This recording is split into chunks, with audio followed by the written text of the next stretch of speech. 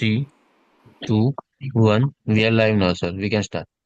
Good evening, everybody. Myself, Dr. Vishal Dave, medical advisor to Intas Pharmaceuticals. On behalf of Intas Pharmaceuticals, I welcome you all for the Synergy 26 webinar on the topic Economics of Fertility Treatment. Before starting the webinar, we will have a prayer.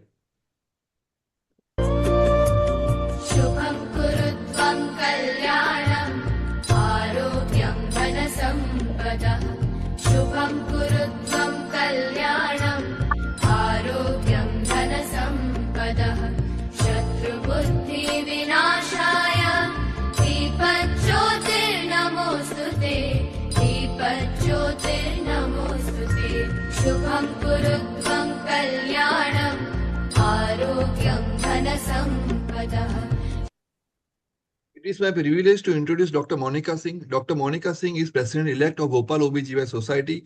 She is Founder-President of ISOVAB Chapter of Bhopal. She is National Executive Member of ESAR.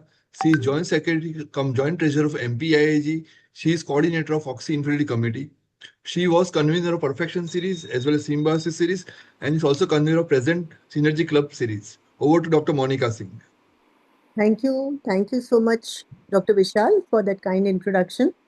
And I know by 26th episode, now we know each other very well.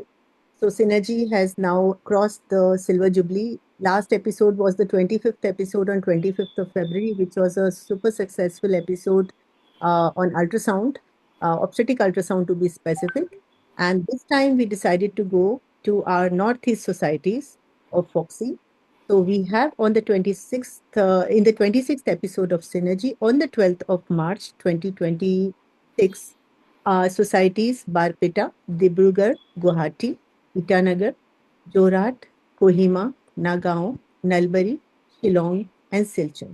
I'm so thankful to the presidents and secretaries of all the societies and the torch bearers of Northeast, Indrani Madam, Kalpana Chaudhary Madam, and of course, our patron Dr. Gokul Chandra Das sir for accepting our invite.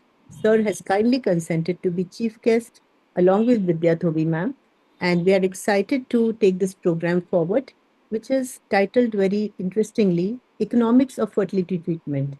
We do discuss fertility treatment, the technicalities, the protocols, the success rates, the adjuvants, the new labs, the robots working, the AI, but we do not actually discuss the cost, the economics. And economics vary in different regions. An IVF cycle can cost about 60,000 in one part of the country, and it can cost about 2.5 to 3 lakhs in another part of the country, the same protocol. So today we are discussing what actually brings us to the economics, and we are excited to be with all of you. And my deepest regards and gratitude to the Foxy Northeast Societies for collaborating for Synergy 26. At the outset, I would like to thank our and welcome our chief guests for today. I think Purva and Satabdi have been able to message. Vidya ma'am has joined. Yes, ma'am. Gokul sir, I have shared the email on the link on email. He's trying again. Okay, but Vidya ma'am has joined. Yeah. So, Dr. Vishal, we would like to introduce our chief guest for the evening, Dr. Vidya Thobi ma'am. Before that, I would like to walk you through the program just half a minute more. So, the first talk is on economics of infertility in India, a provider's perspective. So, this topic, this whole webinar, every webinar we do is actually woven around a speaker. We never have any talk in mind. It is only when the speaker gives us one hard hitting topic, we make the webinar around that. So this time the idea was forwarded by Dr. Jaideep Tang sir, our past president Foxy. And once he gave me the topic, I knew that where we had to get the rest of the topics from, and the speakers were already in my mind. So we will be discussing this very important economics. What are the providers' perspective by Dr. Jaideep Tang sir, who is a renowned ART specialist in Mumbai. Low cost IVF, I will be speaking on. And then, since low cost IVF will have so many questions, whether it is hype or is it hope, whether we should, pin our hopes on it or whether we just brush it away and do a conventional treatment. For this, we have a moderator who is one of the best in the country, Dr. Pratik Tambe, along with expert, my dear Dr. Satabdi Day, a very hardworking ART specialist who's there with us, and panelists drawn from all over India. to welcome our chief guest, Dr. Vidya Tobi, ma'am. Ma'am, we offer gratitude to you for giving us your blessings in this program, ma'am, in the middle of your busy routine. Madam is the Vice President of Foxy South Zone. She is a very beloved leader, not only in Karnataka, but all over in Foxy. Wherever we are, we always rush to Madam to seek her blessings. And she always, gives one-to-one blessings to everyone who approaches her. That is how I have become close to Madam. Madam was president of Kasoga in 2023, and she headed the Food, Drugs, and Medico-Surgical Equipment Committee of Foxy in the year 18 to 20, where she got the Best Committee Foxy Award, Dr. Mehru Dara Hansoti Award. She has been the ICOG Governing Council member 23 to 25, recipient of Foxy Champion Award in 2019, national corresponding editor of Jogi, organizing chairperson of Kasoga Conference 23, president and secretary of the Bijapur OBGY Society. With publications in various books, she is a renowned medical college teacher, a sought-after speaker, presenter of papers, organized various CMEs, workshops, awareness programs, and conferences. She is an advisory faculty at the renowned Rajiv Gandhi University of Health Sciences in Karnataka and a UG and PG teacher for over 30 years. We welcome you, ma'am. Namaskar to you. And ma'am, we would like to have blessings from you.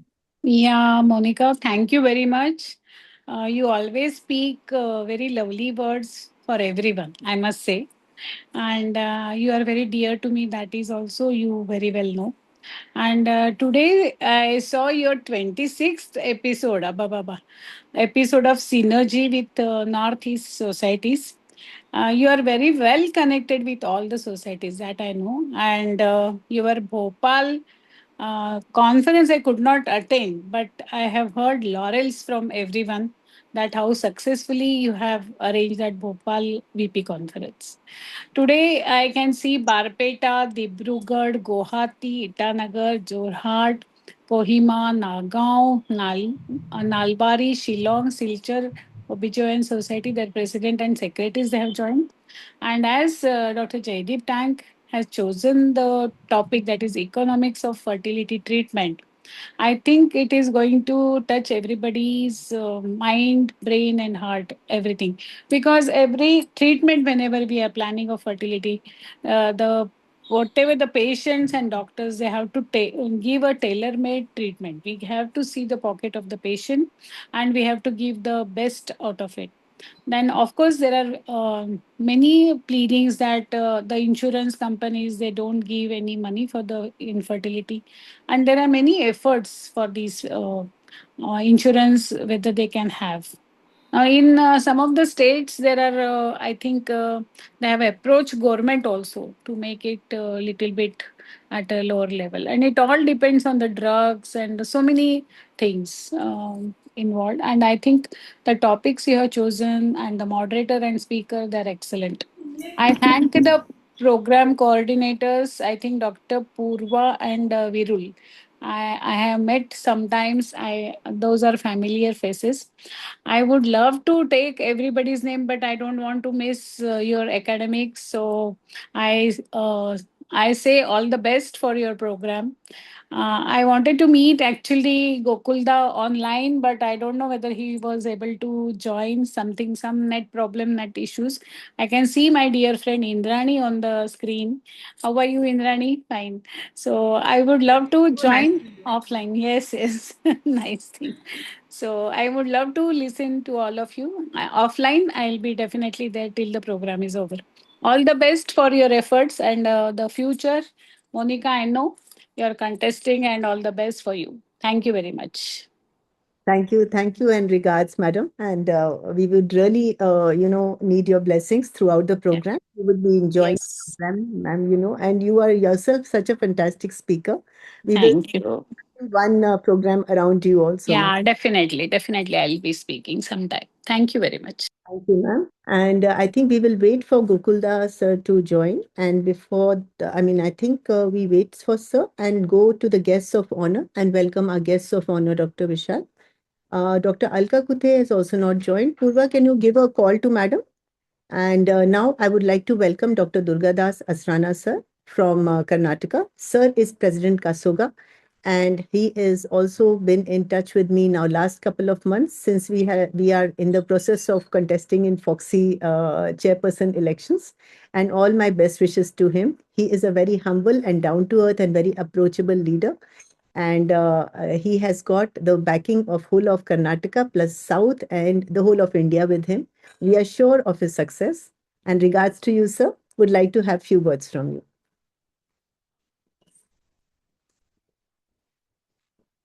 Sir, you're muted. Sir, please unmute. Good evening, Monica, for those lovely words. Monica, you are an excellent organizer. That one I can 100% I can assure you. You are the way you invite. Nobody can refuse your invitation. Such a lovely organizer and meticulous organizer you are. And I can understand this Synergy Club conducting 26 episodes. Monica, I have conducted, I think, around Kasoga Jnanadeepa webinar around 7 or 8.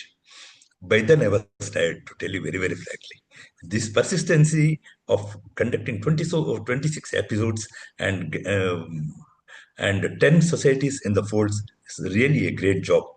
And congratulations for your program and all the best for your candidature. Best of luck, Monica. And we will be with you. Thank you. Thank So, you, Gada sir. And that was very nice of you to congratulate us and to compliment our program. But I would be nothing without my team. And one of my team members here is Satabdi. It was because of her I could do the Northeast so nicely. Along with that, my support team is Purva. Purva has been with me for over 2 years now. Yes, And you have a beautiful team. I can make out one call. I am not logging in. You are so much concerned. Like I can make out. Coming to the thing, my dear Dr. Vidya Tubbi was a guiding force for me in Foxy, and all the stalwarts here. I can make out Dr. Gokul Chandradas, Dr. Alka Kunte, Dr. Indrani, Dr. Arun Barua, Priyanka Rai, and Dr. Monica Singh, and Dr. Ranbir Singh. Your backbone. And all your coordinators and conveners, Dr. Purva and Satabdi, and Virul. The topic you have chosen is really fantastic because 25 years back, while I started my IVF center, we were from a remote place. We wanted to know what are the economics, how can we reduce the cost of the IVF? And you have taken such a fantastic team with very good speakers like Dr. Jaydeep Tank and Pradeep Tambe, and you yourself giving the practical tips to the subject. I don't want to take much time because so many speakers and good topic. With these, I say once again, all the best, Monica. Let your candidature will be a successful one. Thank you for the opportunity given. Thank you, Durgadas sir, and all the best wishes from all of us to you, sir. I am contesting for Safe Motherhood Committee of Foxy along with Monica. Waiting for you to support. Thank you. Thank you. Thank you, sir. All the best to you, sir. And thank you for joining our program. You represent Karnataka, which is very, very important to us. A very, very vibrant and, academically inclined state. We always look with a lot of respect towards Karnataka. Some of my most fastest friends are from Karnataka, sir. So regards to you. Now I would like to invite our guest of honor, Dr. Alka Kute ma'am has joined from Maharashtra. Can I have her CV? Dr. Alka Kute ma'am is a very, very hardworking senior. She is the chairperson of Foxy MTP committee and another person who is very approachable, very down to earth and very learned. Besides her commitment to the Foxy MTP committee, in which I'm sure she is streamlining the whole committee with lots of regulations and ethics. Madam is LLM in criminology and PG diploma in human rights. Ma'am, you look so soft. I mean, what do you do in criminology? It'll be interesting to talk to you sometime. So Madam has got a lot of work in IMA Medical Legal Cells, National Coordinator of the Ethics and Medical Legal Committee, and chairperson of the Medical Legal Committee of AMOGS. So that is one of her passion, the areas of working. Madam has also been the IMA Mission Pink Health Regional Coordinator and the Women's Wing IMA State Executive Member. She is very active in adolescent health training for young girls. She has been the IAP NRP regional trainer, also the master trainer of Foxy Dhira project, Foxy IAP perinatal meet, has received the Best Committee and Chairman Award for Medical Legal Committee work of AMOGS and the IMA Star Award for Academic Excellence, winner of Dr. N.B. Kumtha Award in IYCN in 2018, authored several books, and she's also a singer, I think, ma'am. She participated in a relay song based on the life of Dr. Tatya Lahane that made entry in the Guinness Book. We are thoroughly, ma'am, impressed by your CV and would like to have words of blessings from you, Alka, ma'am. Welcome to the program. Yeah. Welcome, Thank you, ma'am. Dr. Monica. Yes, for a kind introduction. Nice to see so many galaxy of speakers and at the same time conveners and chairpersons who are gathered today to wish you and of course Dr. Durga Das sir. So this is the 26th Synergy episode. Now I would like to share my few thoughts because you know Dr. Monica is doing work since so many years in this field. And many people know Monica very well, her hard work and everything. And people in India, actually, we say that if somebody wants to conceive or we can say go for IVF, they come to India. So as compared to foreign countries, it is cheaper. But at the same time, maintaining standard is very important. Maintaining quality is very important. And India has got so many developments in the field of IVF nowadays. So lots of options for all of us. But again, once again, it should be affordable, accessible, and available for the common patient. So I think speakers like you, Monica, or faculty like Monica and others who are gathered today, they are trying their best to serve the common person in the society. At the same time, we are not less than foreign countries because foreign countries, they have a habit of showing something exaggerated figure. But we are down to earth people showing exact figure and we compare our results with ourselves only, not with others because we have to rise above ourselves. We don't want to compare with ourselves, other person. हमें खुद की प्रगति देखना है but always try to rise above your previous level. So once again, it's a very nice opportunity to meet the galaxy of speakers. Many friends have joined today. And of course, I don't want to waste time to take time of the audience who has gathered today to listen to so many good galaxy of speakers. Dr. Pratik Tambe is there. Dr. Jaideep Tang sir is here. And many good speakers who will be narrating in short what is the economy of infertility, or rather, I should say fertility services in India. And that is very huge experience for all of us because we have to search otherwise whom to send the patient. But when we know the faculties who are doing hard work for our patients, it becomes easier for us to send the patient or to refer the patient well in time. That is very important because each and every day, single day is important for infertile couple. So thank you so much, Dr. Monica, for involving me. And all of you were with me, of course, when I did my election campaign for Foxy Ethics and Medical Legal Committee, and of course, followed by Foxy MTP Committee. So it's a part of law only. So thank you so much for inviting me. And best wishes to you, as well as Dr. Durga Das sir. Both of you are contesting for the elections. We are with you. We are always with a hardworking person. Thank you so much. Thank you, Alka, ma'am. Thank you. Thank you, Alka. madam. Thank you. Madam has got a train to catch after 1 hour, but still she agreed to come in the program. Thank you very much, ma'am, and safe travel to you. Now I would like to invite our guest of honor, Dr. Indrani Roy, ma'am. Ma'am has been the past president of Shillong OBGY Society. Can I do her honors by CV? Madam is a thorough academician, a DNB teacher and examiner, a senior consultant HOD of OBGY at Nazareth Hospital, Shillong. Shillong is, I think, one of the most beautiful places, not only in India, but Earth.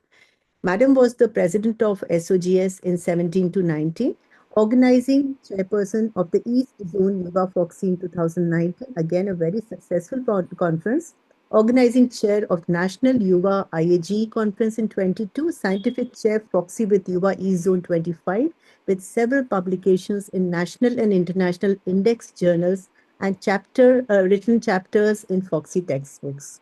Welcome, Indrani ma'am. We are blessed to have you in our midst and would like to have some words from you, madam. Very good evening to all of you here, and thank you, Dr. Monica, for such kind words for praises today.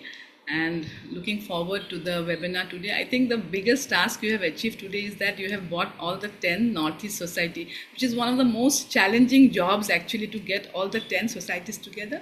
And I really salute you for that, because you and your team have done an excellent job, because I know how difficult it is to get at least 2-3 societies, and you have gathered 10 societies. It's a big achievement for you. So you're already half the job is done for your forthcoming elections. I think that is a big thing.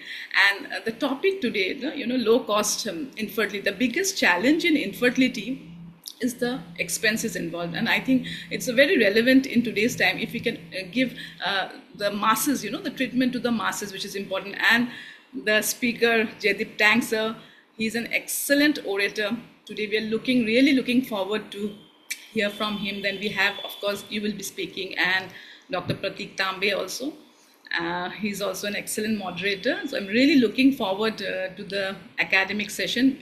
And I really appreciate all the societies who have come here to join. And we are all with you to support you in your future endeavors. I'm a big path to Satabdi. I think she has been instrumental in helping you out. And and also I can see Priyankur, he's also here.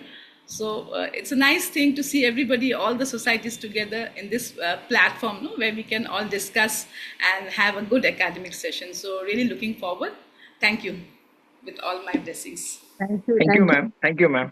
And here I would like to add that Priyankur is like my younger brother. And he was the one, actually, when I first entered Foxy, he was the one who introduced me to Northeast. He said, Monica ma'am, ye societies Assam mein hai. Ye Meghalaya hai, ye Nagaland. And I knew a lot of Northeast because my father was in the army. And Randhir's father was also in the army. He was posted in Tejpur, Dimapur and all those. So we had an idea. But getting to know each city and the CV, it was and then I came to know lots of Northeast Foxy leaders have got political connections. Key government jobs, they are handling so much of administrative issues in the Northeast and playing a big role in the public-private partnership. That was also very impressive. So, and all of them are very thoroughly read and very well versed with their particular branches. And fertility is also coming up in a very big way. So thank you so much, Indrani ma'am. And look forward to see you sometime in Shillong. Thank you, ma'am. I'll surely come. And anyways, we are coming to AICOG Guwahati very soon. Yeah. So Priyankur, the stage is all yours. My dear Priyankur, the past dynamic chairperson of the Public Awareness Committee of Foxy. Now, I would like to speak a little bit in Hindi. मतलब Priyankur की वजह से PSC committee का leverage weight बढ़ गया. He was the one who, brought it to the limelight. It was a committee that suddenly everybody wanted to be in PSC, left, right. All the girls were after him. We want to work with you. We want to work with you. So Priyankur, you're a big hit. Of course, he's a wonderful speaker. Everybody wants them as their coordinator. Everybody wants them as their friend. So Priyankur, the stage is all yours. Your CV is in front of us. And read. We just want to listen to you. Sure. Welcome, Thank you Priyankur. so much. Welcome. Thank you so much, sir. Thank you so much, Monica ma'am, for this introduction. Thank you for inviting me to this webinar. तो I think special case देख के मेरे को थोड़ा सा लगा कि इतना senior तो नहीं हुआ वो अभी. I think but then thank you for giving this honor to you and to Randhir sir. I think Monica ma'am and Randhir sir, I have known them for years together now. We have fought 2 elections together for ISAR managing committee elections, and it was amazing time that we had. The thought that they have, the thought process, the work, the effort that they can put in is amazing. And everyone has been praising Monica ma'am, but I would also like to praise Randhir sir here, because they stand rock solid behind each other, and that makes a lot of difference. So thank you, Randhir sir, once again for, of course, I'm sure that it's like they say that when the man proposes, God disposes. I think here it's Monica ma'am proposes and Randhir sir disposes. So I think thanks for allowing me to be a part of this webinar as well. So thank you so much, sir, both of you for inviting me. Now, this webinar, Synergy, I have been following it for quite some time now. This is the 26th episode. Amazingly done. brilliant topics every time that you have picked up. And today you have, as Indrani ma'am said, 10 societies of Northeast is even difficult for us to accumulate, as ma'am said. It's quite difficult, but again, you have done the great job. I can see a lot of my seniors, my friends who are present over here, and it's amazing to see all of them over here. I will not take too much of your time. You have got Jaideep sir on board. That is amazing. Monica ma'am, of course, will talk on low-cost IVF, and we have an excellent panel moderated by Pratik Tambe sir. I'm very happy to see also Shatabdi being very actively involved in this webinar, and also you are giving her an opportunity. She's also looking forward to her term as a PSC chairperson after Monica. But then, yes, I would like to wish Monica ma'am all the best. I would like to wish Durga Das sir all the best. And of course, Randhi sir, I'm sure we are going to get back on campaigning together in some other managing committee election in the near Yeah, future. thank you. So thank you so much once again. All the best. And ma'am, I'm sure you're going to soon become a chairperson of the infertility committee, and we are really looking forward to that. Thank you so much. So much, Priyanku. Thank you for your wishes. And please be there. We'll be honored to have your comments also later on in the program. Before we move, inviting our societies and extending our thanks to our dignitaries, I would like to give Dr. Lakshmi Srikhande ma'am, Foxy representative to AFOG. Madam wants to say a few words to our August gathering. Welcome. Thank you, Monica. I know I am the surprise entry for this August gathering, but I really wish to invite all the Foxy friends and our colleagues from Northeast for the upcoming AOFOG conference, which will be in Sydney from 12 to 15th October. So as Foxy representative to AOFOG, I would really love to have a big Foxy delegation, including delegation from the Northeast societies. So here you have gathered all the presidents and secretaries from the 10 Northeast societies. So please pass on this message to your societies, and I will be pasting the invitation flyer in the chat box so that you can copy paste in your society groups, and they can join our Foxy group to go there as a big delegation. And thank you so much, Monica, for having me here.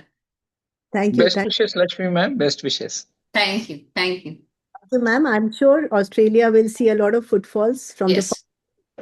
So all the best, ma'am, and thank you for joining us, ma'am. Madam, we would be grateful if you could stay on in the program and offer your. Yeah, I will be. Because you are a very senior ART practitioner of India. Your madam's slides, madam books, madam's the way she taught in ICOG. I have attended so many of her programs. So, madam, you are the teacher of teachers. We are grateful to have you here. Now, I would Thank you, dear. Thank you, ma'am. Now, I would like to give my thanks to my co-convener, Dr. Randhir Singh. He's there. And my presidents and secretaries of the various societies. I extend my heartiest gratitude to Barpeta OBGY Society, headed by President Dr. Paresh Kalita, sir. Thank you, sir, for being here. Next, I would like to thank the President and Secretary of Dibrugarh OBGY Society, Dr. Pranay Fukan, sir, President, and Secretary, Dr. Jasmina Sharma. Both of them kindly consented to be a part of this program, and we are grateful. Guwahati OBGY Society has recently seen a change of president and secretary. So we have President Dr. Hemanga Beshya, sir, who has been with us since the beginning of the program. We are grateful to you, sir. We extend our greetings to you. And Secretary Dr. Asha Agarwal, ma'am, is also there. So we welcome both of them, heading one of the largest societies of Northeast. Next, I would like to welcome the Itanagar OBGY Society, headed by President Dr. Bombay Yang Toko. Madam, you are very much welcome in the program. We are thankful for representing Itanagar. And Secretary, Dr. Goter Doke, sir. He is Secretary Itanagar OBGY Society and gave us blessings for the program. Jorat OBGY Society has collaborated with us today, headed by President Dr. Amol Kumar Fukan, sir, who is the President, and Secretary Dr. Pranabita Mahanta, madam. We welcome you, madam and sir. Next, I would like to welcome Kohima OBGY Society, headed by President Dr. Kevi Linu, sir. Sir is there in the program. And Dr. Tejavinu Keditsu, ma'am, who is the Secretary of Kohima OBGY Society, alumnus of Lady Harding Medical College, Delhi. We welcome you, madam. Nagaon OBGY Society, headed by Dr. Arup Jyoti Mahanta as President, and Secretary Dr. Bhaskar Sarma sir. Welcome, sir.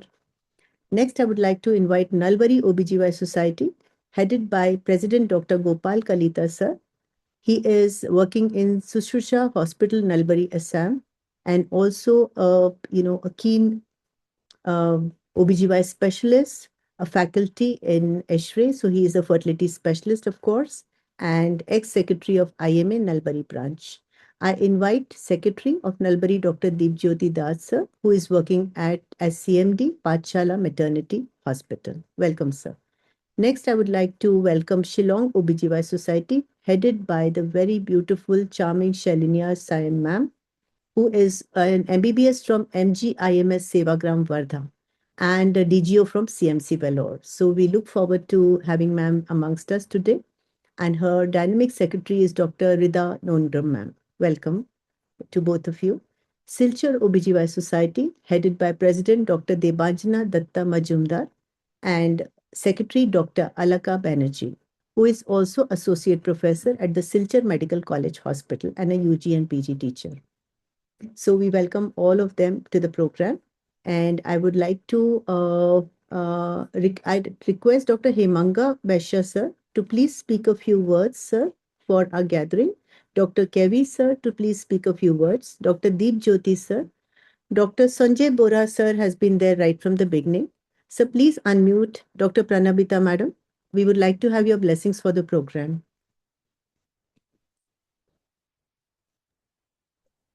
Good evening. I am Dr. Hemanga Vaishya. Good evening, I am the sir. President of Guwahati ONG Society. A warm welcome to all of you to this program. I am also the Secretary of the Northeast ONG Society. So I am very pleased that 10 of the societies are included in this program. And I would like to invite all of you to the AICOG 2028 in Guwahati, organized by the Guwahati ONG Society along with the Northeast ONG Societies, which is proposed to be in the month of January 2028 in Guwahati. I am also the organizing secretary of the conference. So I invite all of you to this program and best wishes to this CME today. Thank you. Thank you. Thank you, Hemanga sir. Now I would like to invite Dr. Gopal Kalita sir from Nalbari Society. Sir, please unmute and we would like to have a few words from you, sir. President, Nalbari OBGY Society, Dr. Gopal Kalita sir.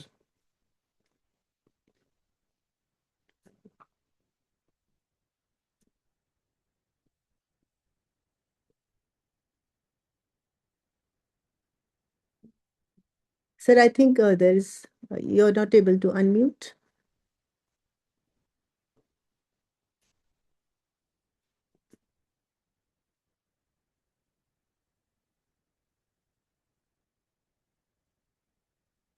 Yeah. Good evening, ma'am. Good evening, sir. Good evening. Am I audible? Yes, yes, you are. Yes, yes. Thank you very much, all the gatherings, all the presidents and secretaries and office bearings of the FOXI to include all the branches of Northeast. And we are very grateful to you, Ma'am Monica, ma'am. And already Hemango has this told about this, what are the opportunities we have got in the Northeast societies. And we are organizing AICOG 2028. So welcome to you all. And thank you very much. Please continue. Thank you. Thank you, Gopal sir. We are going to have a very good time in Guwahati. I know that. Now, yes, yes. Secretary is also there. Dr. Deep Jyoti Das, if you are there, sir, please, could you speak a few words? Dr. Deep Jyoti. Good evening, sir. Hello. Good evening. And thanks, madam, for selecting us to join this webinar. And we will be very happy if you join the AICOG 2028. Thank you. Thank you. Thank you, Dr. Das. Thank you for your kind words. Dr. Kevi is with us. So, Dr. Kevi, could you please unmute? He's representing Kohima, Nagaland Kohima. We used to learn like all the states in the capitals, I remember. So I was very good in geography. Good evening, sir. Kevi, sir, please speak a few words about our program. Good evening, madam. And good evening, everyone. It is a pleasure to be joining this webinar, and this has been the 26th episode, and it's a very nice program with the burning topic of IVF and its cost factor and all these things. We are happy that you are coming up with such a nice topic. And of course, it's a pleasure to be joining all of you to update our knowledge, to be gaining knowledge from you seniors and our teachers. I'm so happy to be here. Thank you so much. Thank you. Thank you so much, sir. And we also have Pranabika ma'am with us. Dr. Pranabika ma'am, please unmute. Madam is representing Jorhat OBGY Society as secretary. Pranabika ma'am, please unmute. Okay. So I think we'll wait for madam. Dr. Sanjay sir is there. Dr. Sanjay sir is our biggest supporter. He was there yesterday in the dry run also. Dr. Sanjay sir, are you there? Okay, so I think then we proceed with the program. Kanchan is there as our panelist. Kanchan is also very active in ISAR. We have introduced everyone. And now I introduce my coordinators for the evening, Dr. Purva and Dr. Virul. Dr. Virul is not joined till now, but Dr. Purva is there. She's the backbone of the program. And she is also a brilliant teacher. She is Associate Professor of Gandhi Medical College, Bhopal. And she works very hard to keep the programs going in the midst of a busy schedule and 2 young children. She has received a number of awards for her oratory skills. She loves PG teaching, is a brilliant researcher, and has also got a prize for oration in, AMPOX, our all Madhya Pradesh societies.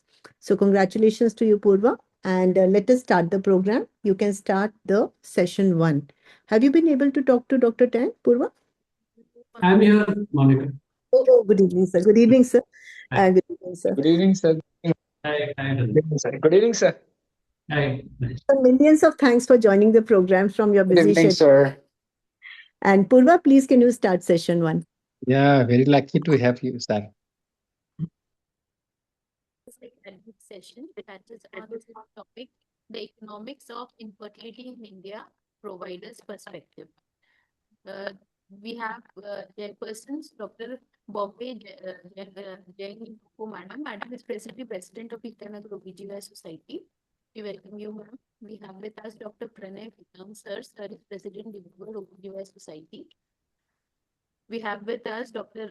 Randhir Singh, sir. Sir is presently Director and Head of Embryology, Bhopal, Fertility Endoscopy Services Center in MRT. And he is presently Managing Committee member ISAR. We have with us Dr. Shalendra Saima, ma'am. Madam is presently President of Shillong OBGY Society. Welcome you, ma'am. We have with us Dr. Kevin Lindu, sir. Sir is presently President of Kohima OBGY Society. We welcome you, sir. We have with us Dr. Behlo, madam. Madam is presently consultant in obstetrician of the Dimapur Society. We welcome you, ma'am. We have with us Dr. Panchanan Das, sir. He is immediate past president Guwahati OBGY Society. We welcome you, sir. We have with us Dr. Dimanjana Datta Mujumdar, madam. Madam is presently president of Silchar OBGY Society. We welcome you, ma'am. We have with us Dr. Himang Basaya, sir. Sir is presently President of Guwahati OBGY Society. We welcome you, sir. Now I hand over the session to our chairperson to introduce our speaker for the keynote address, none other than Dr. J.D. Tang, sir, past President.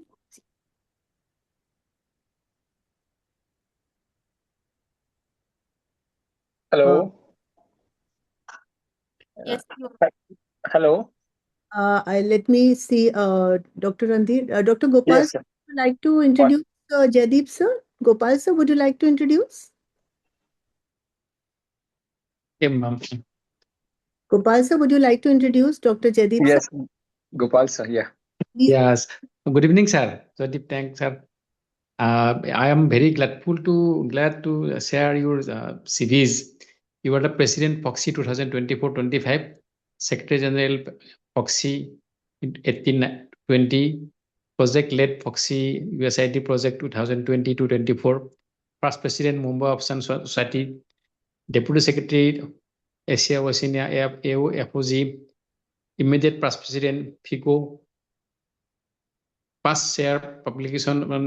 You have so many publications and news letters committee in AO, FOG, past chair reproductive endocrinology and infertility committee, AO, FOG, past chair MTP committee, FOXI, and you have got many awards in FRCOG, honoraries in COSIA in 2020 by the Royal RCOG in 2022, and you are the consultant of Ashwini Maternity and Surgical Hospital Center in Endoscopy and IVF Center, co-founder Esperanza Healthcare Private Limited, Pragyan Director and member of board of ProPhart IVF Center, and visiting consultant for IVF, and more than a dozen IVF centers you are visiting all over India, and independent director of the board of API, that is Holdings Pharmacy. Thank you, sir, and welcome to sir. I am very grateful to introduce you, sir. Thank you. Thank you very much, Dr. Gopal, for that very kind introduction. I'll just share my screen, Monica, and then get started. Yes, sir. Yes, sir. Thank you, sir.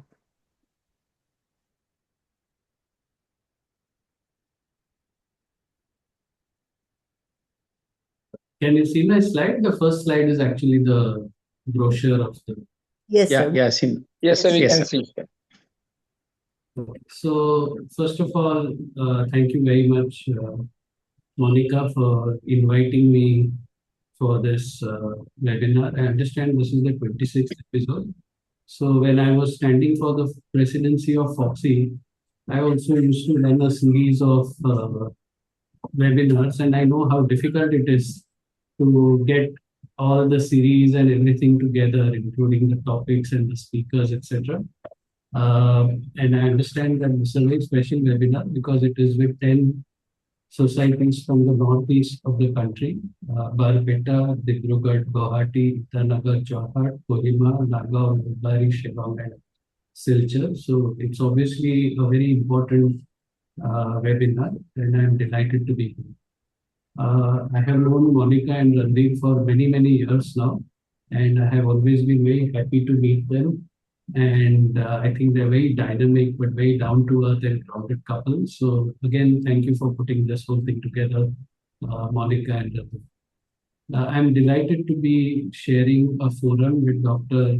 Gokul Chandra Das, Dr. Vidya Thobi, the guest of honor, Dr. Alkar, Dr. Durga Das, and of course Indradi, who organized that beautiful East Zone Yuva FOXI so many years back. And also the special guests, very dear friends. I hope I'm audible properly. Yes, sir. Very much. Yes. We are hearing, sir. Special guests, my very dear friends Arun and Priyankur. And of course, all the representatives, the presidents and secretaries of all the societies who are participating here, and of course, the program coordinators, Dr. Purva and Dr. Vera. I'm going to speak on a little unusual topic. I don't think we actually speak too often on this, and that topic is about money. I will tell you why we as physicians need to be speaking more about money. But before that, I'd just like to thank all the chairpersons, Dr. Toko, Dr. Pranay, Randeep, Dr. CM, Dr. Kevi, Dr. Bello, Dr. Das, Dr. Mazumdar, and Dr. Hemang Bashir for chairing this session. And again, thank you, Dr. Gopal, for that very kind introduction. I'm also very happy. I think I see Dr. Lakshmi Shrikande here and Pratik over here, always very active members of the ICOG, and again, very dear friends. So I'm going to speak on the economics of IVF in India. And again, just referring back to what I was saying earlier, I've always felt that we perhaps don't talk about money as candidly, as often as we should. We always say noble profession. And I always say that, of course, it is a noble profession. We are in the business of completing families, saving lives. But you can also be noble and also talk about money. Money, when raised in an improper way, is ignoble. But money, when raised in the proper way is also known. And I feel that we need to take a step back and relook at physician attitudes about money. We need to start having this discussion more candidly and more openly instead of becoming defensive when any policymaker starts talking about money. And I always say this, that of course, I mean, private sector healthcare exists for a profit, but it does not exist only for a profit. If money was the only thing that drove me, I can assure you that I would find so many easier ways of making money than keeping up at night, delivering patients, worrying about pregnancy rates, worrying about the next beta HCG, doing business and starting an IVF lab with my own money. So I hope that I can talk to you about money from the perspective of someone who has been an obstetrician and gynecologist since 1992. It's been a long time since I've been an obstetrician and gynecologist, and someone who joined private practice in 1999, again a very long time, and has seen the evolution of the medicine, seen the evolution of economics, and seen how practice has changed over almost 3 decades. But of course, not one story can actually capture the entirety of what IVF or fertility care is about. There are so many stories within the story. There's the story of the history and the ethics. There's the medical story. There's a legal story. But, and this is something I've always said, at the end of the day, healthcare is expensive. Someone needs to pay for healthcare. The government, in a way, decides whether it wants to play the role of payer or it wants to play the role of provider. In instances where the government cannot meet the role of being a provider, the government assumes the role of payer, engages in public-private partnerships, increases capacity, and thereby provides the services. But at the end of the day, someone has to pay. And that really is the whole issue. If you look at the medical development of IVF, I don't know if any of you are interested in tech, but Andrew Moore was the founder of Intel Computers. And what he said was is now known very popularly as the Moore's Law. He said that the number of transistors on a microchip doubles roughly every 2 years, whereas its cost is halved over that same time frame. What he was alluding to is the fact that chips advance at a very, very rapid rate, along with efficiency. If you extrapolate that to IVF, consider that around maybe just 2 centuries ago, the state of the art was we thought that the sperm or the head of the sperm has a homunculus. The sperm enters the uterus, and after it enters the uterus, the head of the sperm disintegrates. That homunculus enters the uterus, lodges in the uterus, and then there is a pregnancy. Now, this was considered to be the state of the art scientific knowledge of fertility. Louisa Brown, born in around 1978, and today, 2026, look at the advances that have happened in fertility. We are now literally capable of extracting sperm from someone who's azoospermic, taking one sperm, injecting it into one egg, looking at the embryo as it grows in an embryoscope, and then trying to identify the best possible embryo transfer.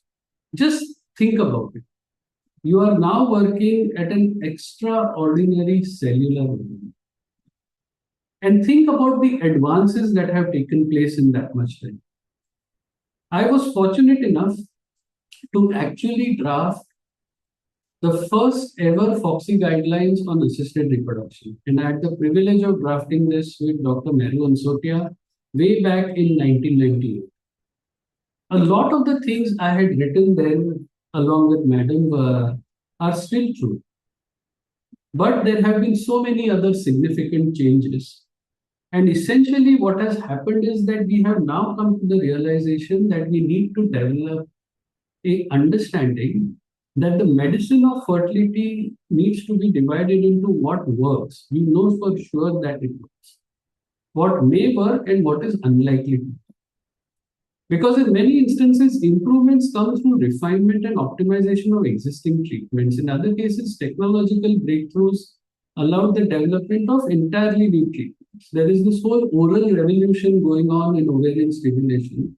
And I had made this slide, I had an epiphany that as we evolve in the medical processes, if you look at the number of injection days and the number of injections, they are reducing dramatically over time.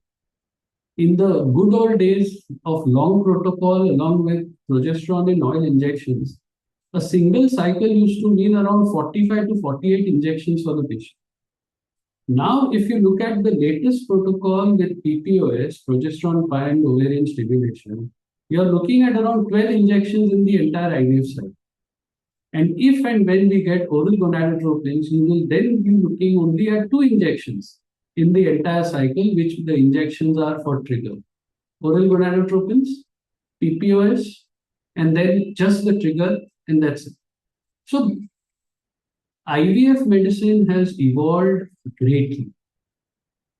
And I fear that the ecosystem for fertility care or the issues which go beyond medicine have not kept pace. A lot of it has to do with how narratives are shaped in social media, in popular perception, etc.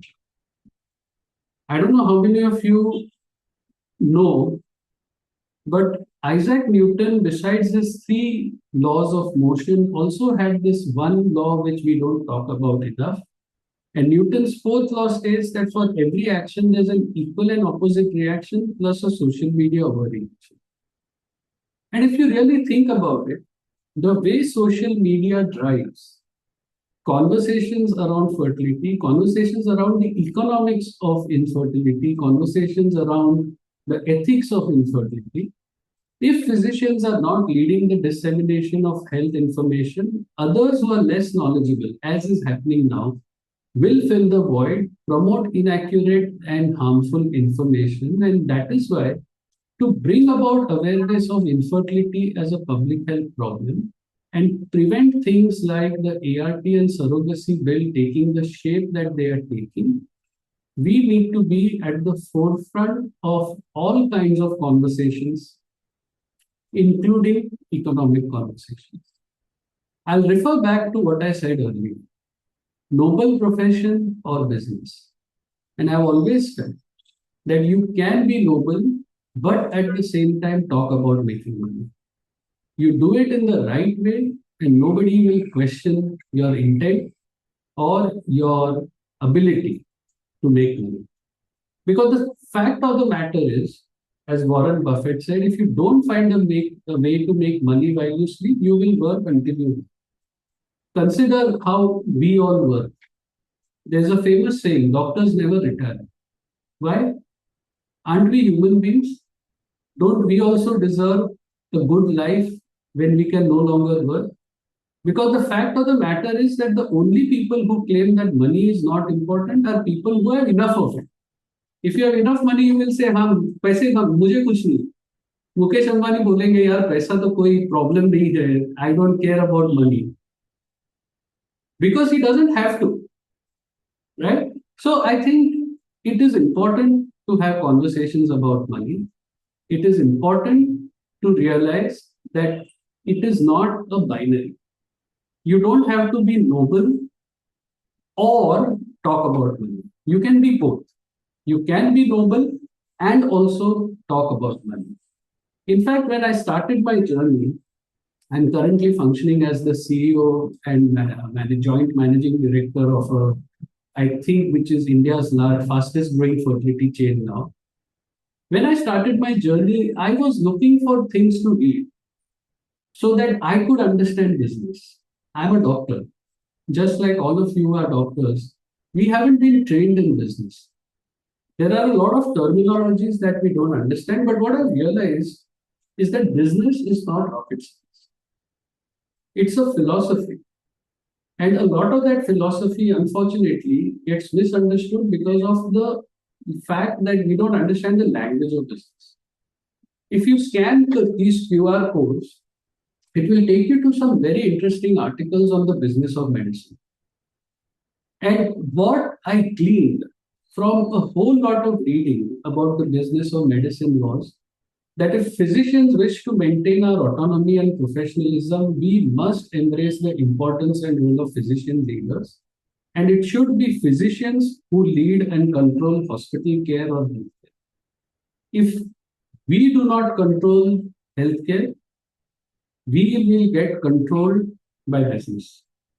It is up to us to take the lead, talk about money, talk about business, and scale up whatever we are doing.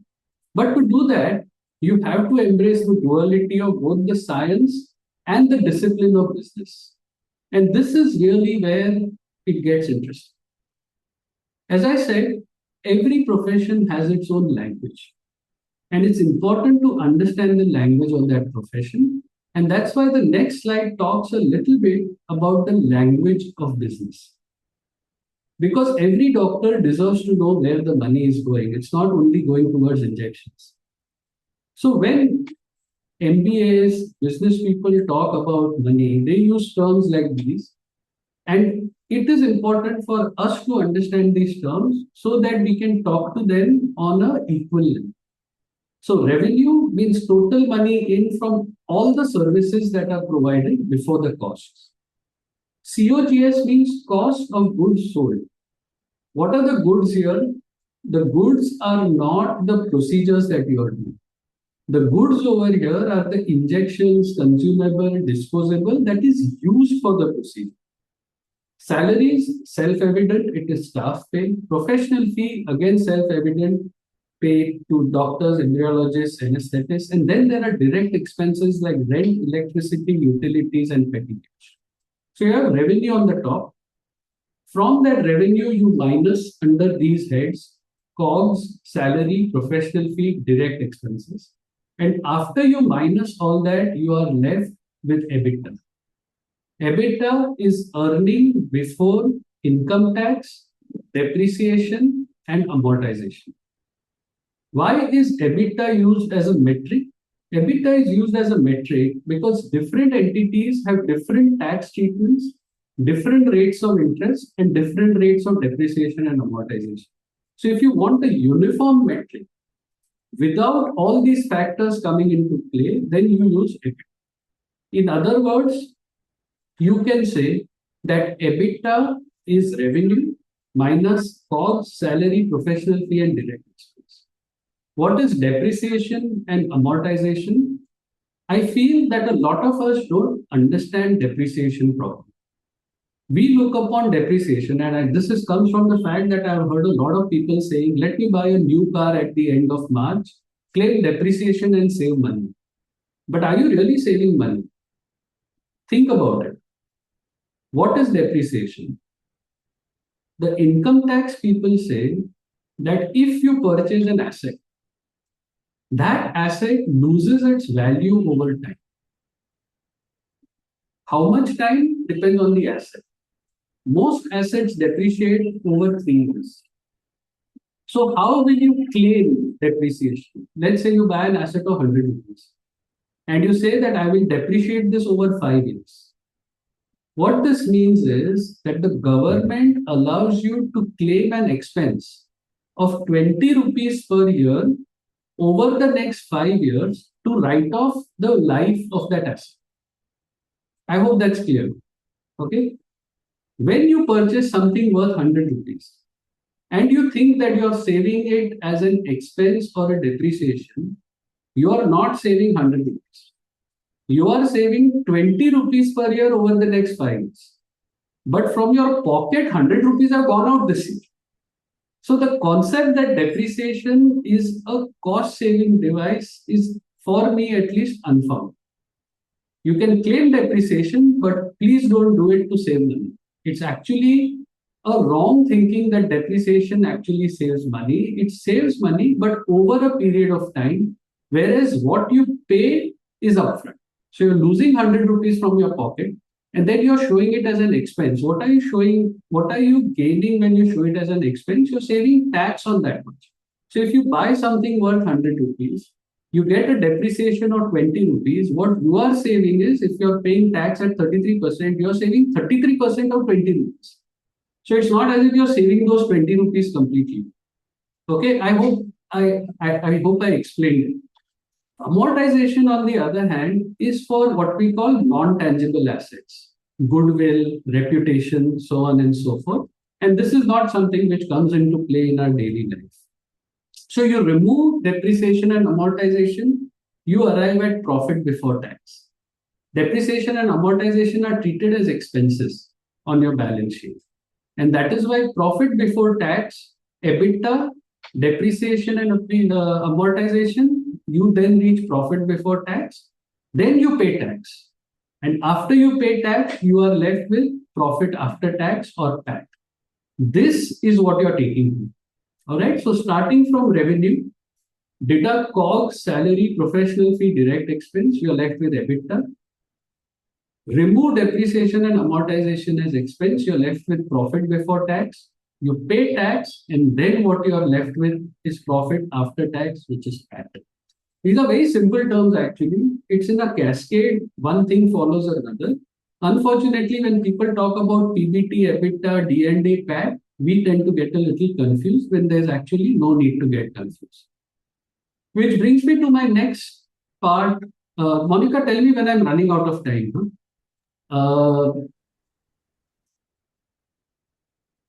The next part of it is how we work in the private sector currently. Generally, when you open a nursing home, and I have said this for the longest time, when you open a nursing home or your own hospital, IVF lab, even your own clinic, you are now an entrepreneur and a businessman. And you are putting in your own money or taking a loan, which is actually your money plus interest that you're paying. So essentially, you're working out of pocket, which means you're putting your own money in. Now, if you're putting your own money in, then you need to think of revenue and profit, but you also need to think of risk mitigation and the ease of doing business. Most importantly, you are starting a business, you need to think of what its terminal value is and what the monetization of the business will be. I'll just give you an example. My brother Parikshit and me run a clinic called Ashwini Maternity and Surgical Hospital and IVF Center. Tomorrow, if Parikshit and me were not to be in the part of Ashwini, what would be the value of my business? So when somebody offers you a certain value of the business, you need to distinguish it between the value of the business with you and without you. If someone comes and tells you that the value of your practice, for example, is 100 rupees, what you have to question yourself is that from that 100, how much is the value that is being obtained because I'm there? And how much is the value if I'm not there? Now, the reason to think about it is, this is institution building. When you say, I have built an institute, the institute must be able to run without you. If you have not built an institute which can run without you, or which can achieve a good value without you, then you have to question yourself on whether you actually built an institution. And that brings me to the next point, which is monetization. You should monetize your business. Otherwise, whatever value you have is just the property of the value. Okay, just the value of the property. You have a nursing home which is 1,000 square feet. Think of what will happen when you go to sell that nursing. Most of the money that you will get for selling that nursing home will be the value of the property.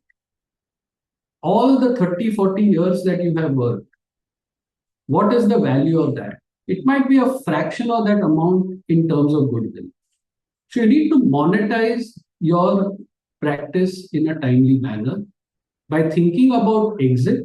That means what will happen if you're not in the practice anymore. By thinking about the equity you hold and trying to be a part of something which has a bigger equity, and look at how to get a great valuation by being a part of something which is bigger than you. Investors are very happy to put in money in healthcare now, particularly in healthcare where outcomes, if not uniformly good, are definitely not bad. And IVF is a prime example. A whole lot of money is coming into healthcare, and doctors are feeling crowded out by big money, which is why, again, I'll come back to the point. Doctor-led companies, doctors' growth, both as economic entrepreneurs and medically, is now becoming more and more crucial. See, whether you like it or not, private equity already owns the large part of the organized health sector in our country. In fact, healthcare has over 20 private equity operators which are active in India. It's the highest in any sector, even compared to tech, even compared to retail. That's why there's been a steady flow of buyouts, minority investment, cross-border acquisitions, and from a valuation perspective, healthcare assets continue to command premium multiples. And I'll go into what are multiples for a minute. And there is now increasing interest in single specialty. Let me give you an example. If someone wants to start a 200 or 300 bedded hospital, you are looking at an investment of anywhere between 500 to 800 crores. It takes 4 years to start the hospital, build it, so on and so forth. Another maybe 6 to 7 years to get any kind of break even. So you're basically looking at a journey of 500 to 800 crores over 10 to 12 years. Contrast this with starting a single specialty unit, IVF, eye care, dialysis, oncology, so on. We'll use IVF for the current example. It takes 3 to 5 crores at most to start an IVF center. It takes 3 to 6 months for the IVF center to get going. And because it takes only 3 to 6 months for the IVF center to start going, reasonably you can expect to start seeing returns within 1 to 2 years. Which means now, instead of looking at a journey of 5 to 800 crores over 8 to 10 years, you are now looking at a journey of 3 to 5 crores over maybe 2 to 3 years. Which means, imagine if 600 crores was used to deploy into IVF. You are immediately scaling up the capabilities of that business by far.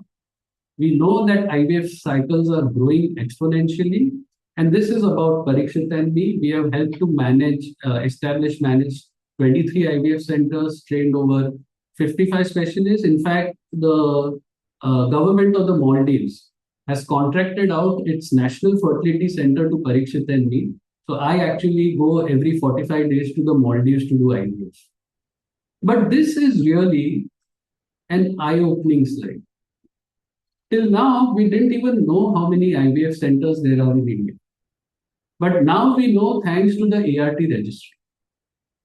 We now know that there are around 7,000 total fertility centers, level 1, level 2, dono mila. Now, if you think about the largest IVF chain in India and say that they have approximately around, let's say, 120 labs and 80 clinics, that's around 200. Then the second one, which is around 70 clinics and so on, you're still looking at only around 1,000 clinics from 7,000 in the organized sector. And yet, despite the fact that it is 1/7 of the total sector, the organized sector actually contributes 55% of the total revenue that the IVF centers generate, which means that being at 1/7, the organized IVF sector makes 55% of the revenue that is generated. And that is why I have feel that the future is organized, and therefore that headspace of around 6,000 centers to grow for everybody to come together and try and increase your own valuation. Which brings me to price earnings multiple. Price earnings multiple is simply a way to value the business, and once that business is valued at that, it translates into your wealth. At a single clinic, your valuation could be between 7, 8, or 9x of your annual turnover, EBITDA, PAT, whichever metric you want to use. But imagine if 100 of these people come together. 100 people with 7 or 8 multiple translates into a P multiple of 30 to 50x.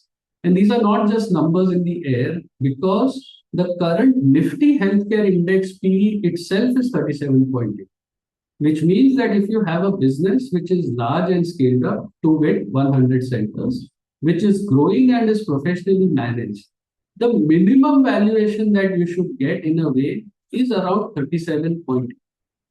And this change is coming faster than we realize. As Bill Gates said, we always overestimate the change that will occur in the next 2 years, but always underestimate the change that will occur in the next 10. Don't let yourself be lulled into election. Between Dr. Parikshit and me, my brother and me, we have been approached by just about everybody to join them in the corporate sector. And whenever somebody asked us this, we told them two things. We told them we want medical autonomy and we want to be a part of the growth of the holding company. Because imagine that someone comes to you and says, I'll give you 11x for your practice. What is the P multiple going to be when they go to market? It's going to be anywhere between 30 and 40. Which means for the growth, you have got 11x, but for the growth from 11 to 40, you're not a part of that journey. And that's why when Parikshit, the Shah family and we came together, we decided to create a model where there's wealth creation for doctors, timely monetization, incentive, as well as regular income. And we are doing this by integrating leading and reputed practice with a fully aligned equity and operative model, a strong execution from a team, and upstream and downstream integration of fertility. In fact, I'm very happy to say that this concept has been bought in by investors, very large investors, and we have actually raised the largest ever Series A round of funding in Indian health in history ever. So we have received a Series A funding of 125 crores, and that round has been led by one of the best investors in the world called Bessemer Venture Partners. They have bought into our vision. They have valued us at around 1,000 crores and actually put in real money of 125 crores. This enables us to do a lot of investment with partners, make sure that doctors grow with us. And as much as we talk about patient experience, we also, being doctors ourselves, want to talk about the doctor experience. And we think that we add value by the use of various levers, HNS, operations, marketing, growth, etc. And we are very, very thankful to all those who have already joined us. We've had 16 BTS. We already are at 18 centers. We are at 18 centers in 6 months of operations. We are looking at another 12 partners, and we hope that we'll be at 28 founder partners and 32 centers by Q2 2026. So I hope that it doesn't come across that I'm trying to promote myself. That certainly is not the intent. But it's been a very, very exciting journey for me. And I always remember the human drama of fertility. Because as Dumbledore says in Harry Potter series, are choices that show what we truly are far more than our abilities. I believe that each and every one of us who runs a nursing home, who runs their own clinic, who runs a hospital in the private sector is an entrepreneur. And we need to believe in ourselves. We need to believe in our abilities. We need to think about the fact that there is value creation beyond what we do on an everyday basis. Thank you very much again, Monica and Randir, for having me over here. It's been a real pleasure.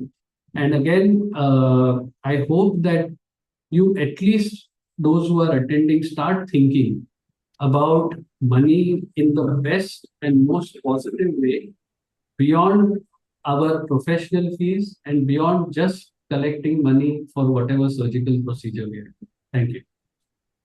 Thank you, sir. Thank you, sir. And you have told for the first time that really the value of your hospital along with you and in your absence. This never came in our mind.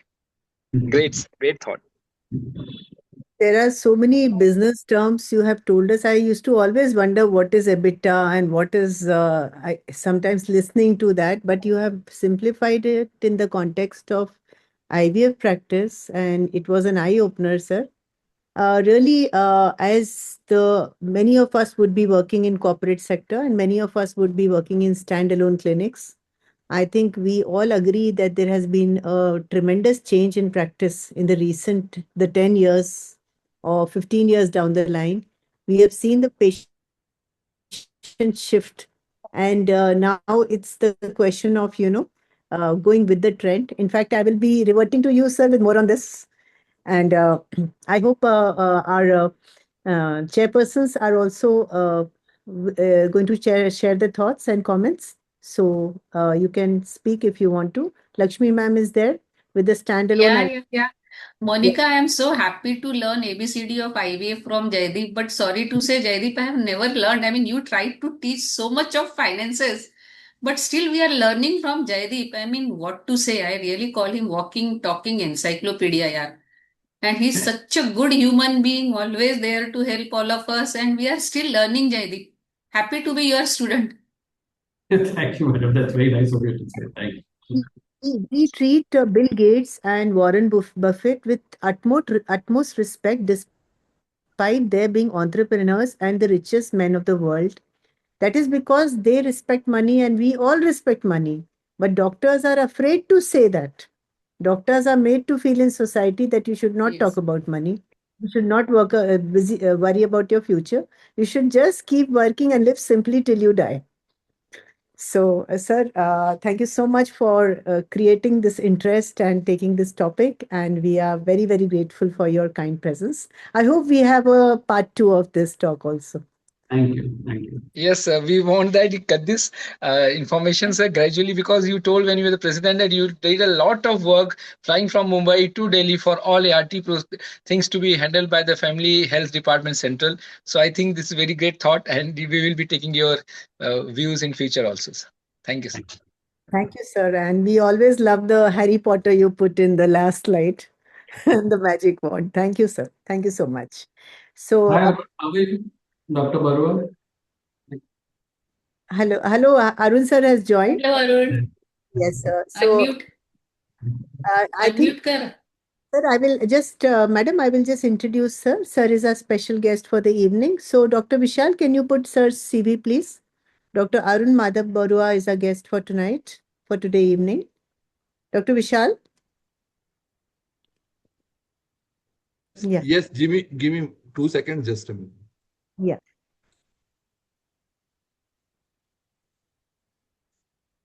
Dr. Arun Madhav was listening to Dr. Jaideep Tang's deliberation very intently. I could see that. Sir, just in the beginning of your talk, sir.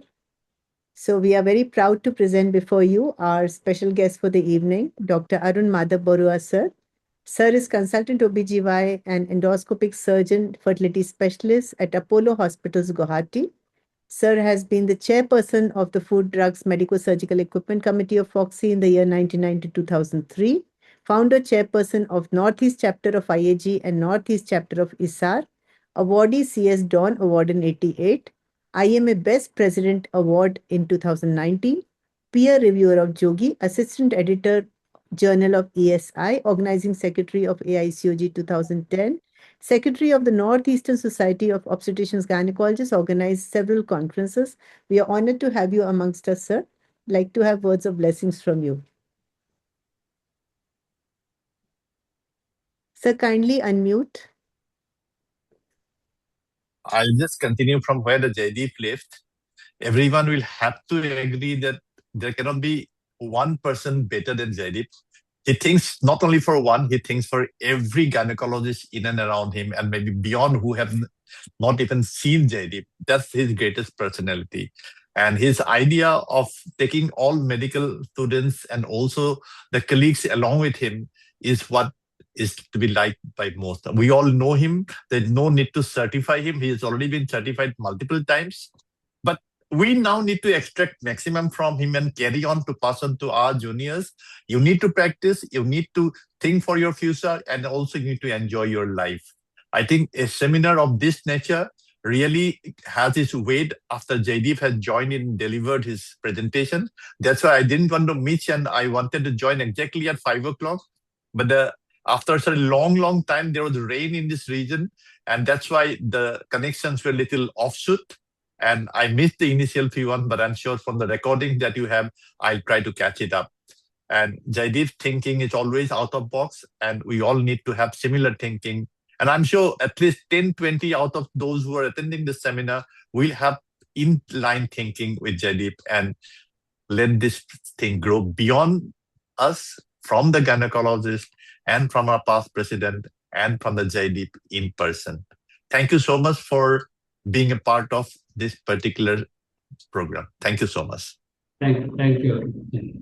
Thank you. Thank you, Arun sir, for joining us and your brilliant, views on Jaideep Tangsar's talk. I'm sure we are going to have a part 2 of that talk soon.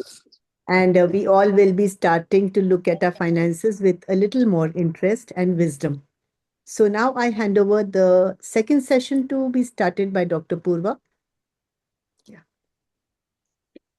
So after a mesmerizing talk by Dr. Jaideep Tangsar, we would move to our second academic session, that is on low-cost IVF. To chair the session, I invite Dr. Gotar Doke sir. Sir is Secretary, Itanagar OBGYN Society. Dr. Jasmina Sharma madam. Madam is presently Secretary of Dibrugarh OBGYN Society. Dr. Rida Nongaram ma'am. Madam is Secretary of Long OBGYN Society. Dr.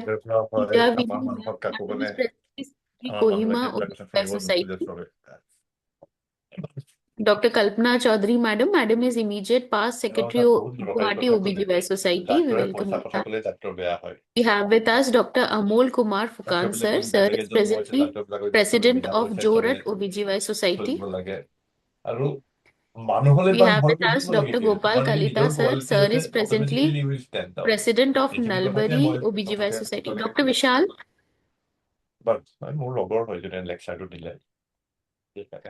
We have with us Dr. Alaka Banerjee madam. Madam is presently Associate. কিন্তু we can always try. সেইটো কোনো ধৰণৰ মই তোমাক কথা কোৱা নাই, খালি মই তোমাক যি কৈছিলো এতিয়া এইখিনি চাই পেলাই তোমালোকক ফিল্ডত Arun sir. Yes. Sir, kindly mute yourself. Thank you, sir. Thank you so much. Purva, please continue.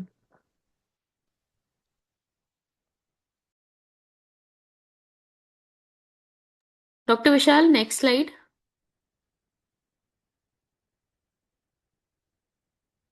Next slide, Dr. Vishal. Dr. Asha Agarwal madam. Madam is presently Secretary Guwahati OBGYN Society. We welcome you, ma'am. Now I hand over the session to our chairperson to introduce our speaker, Dr. Monica Singh ma'am, for keynote address.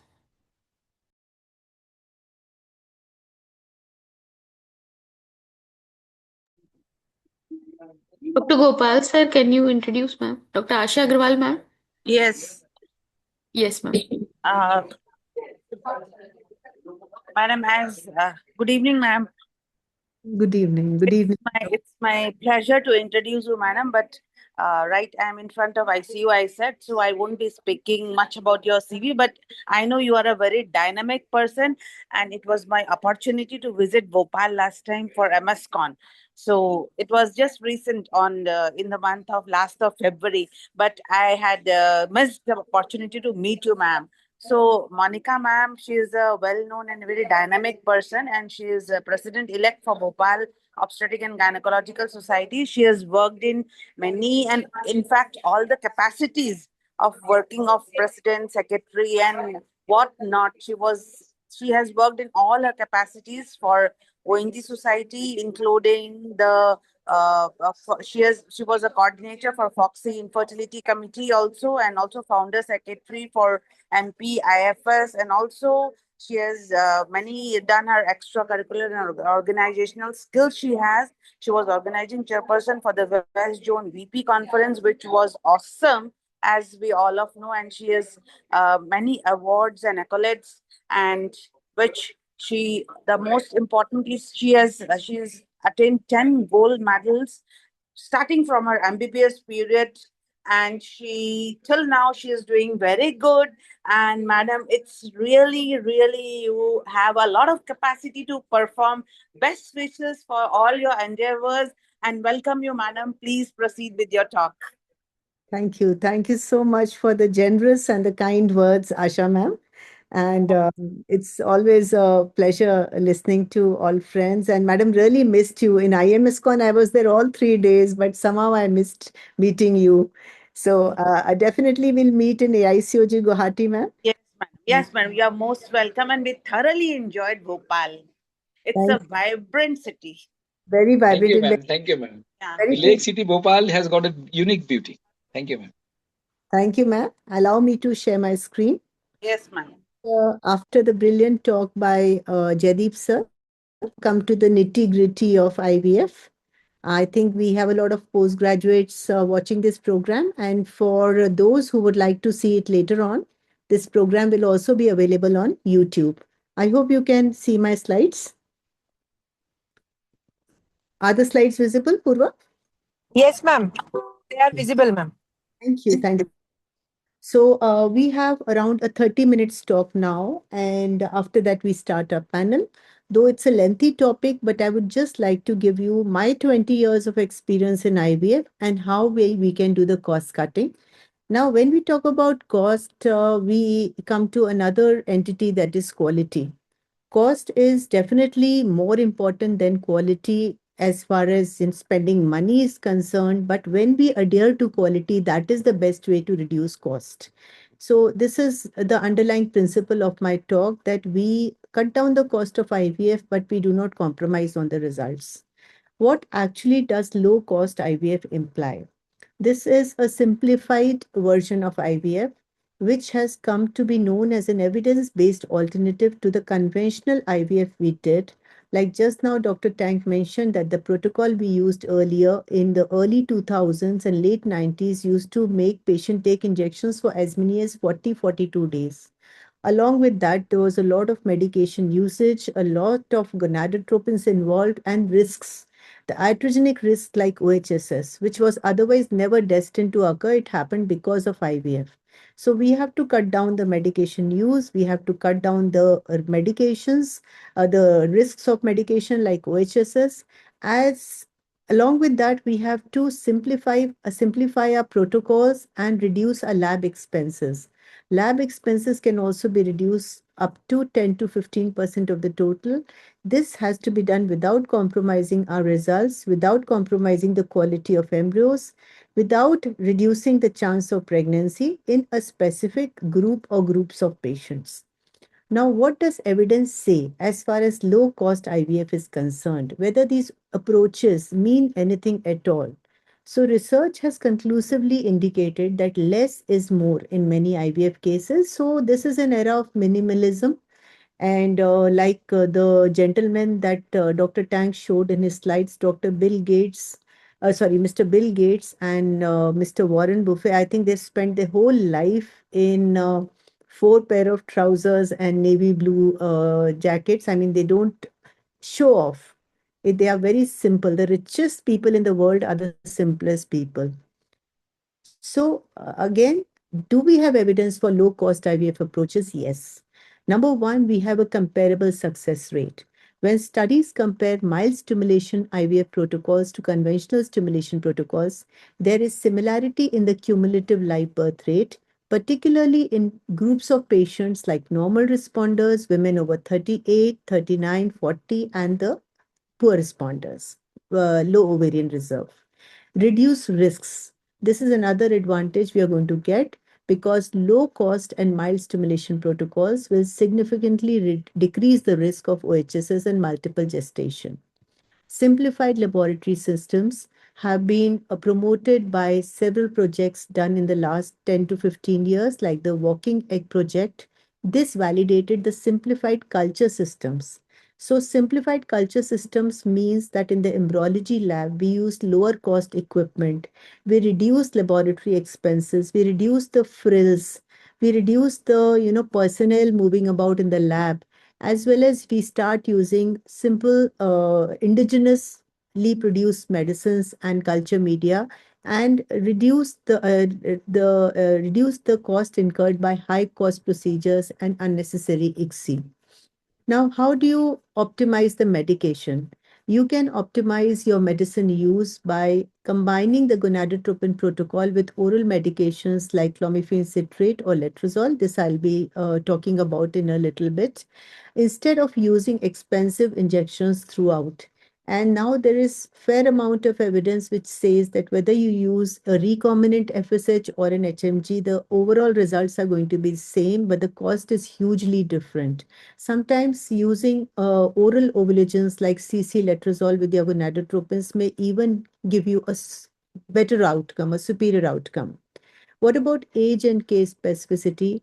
These simplified or mini IVF protocols can be more cost effective, as I mentioned, in those women who have got a low ovarian reserve or those who are aged above 38, and they may produce similar results as conventional high dose protocols. In fact, they are likely to give you more normal embryos, less of embryo aneuploidies.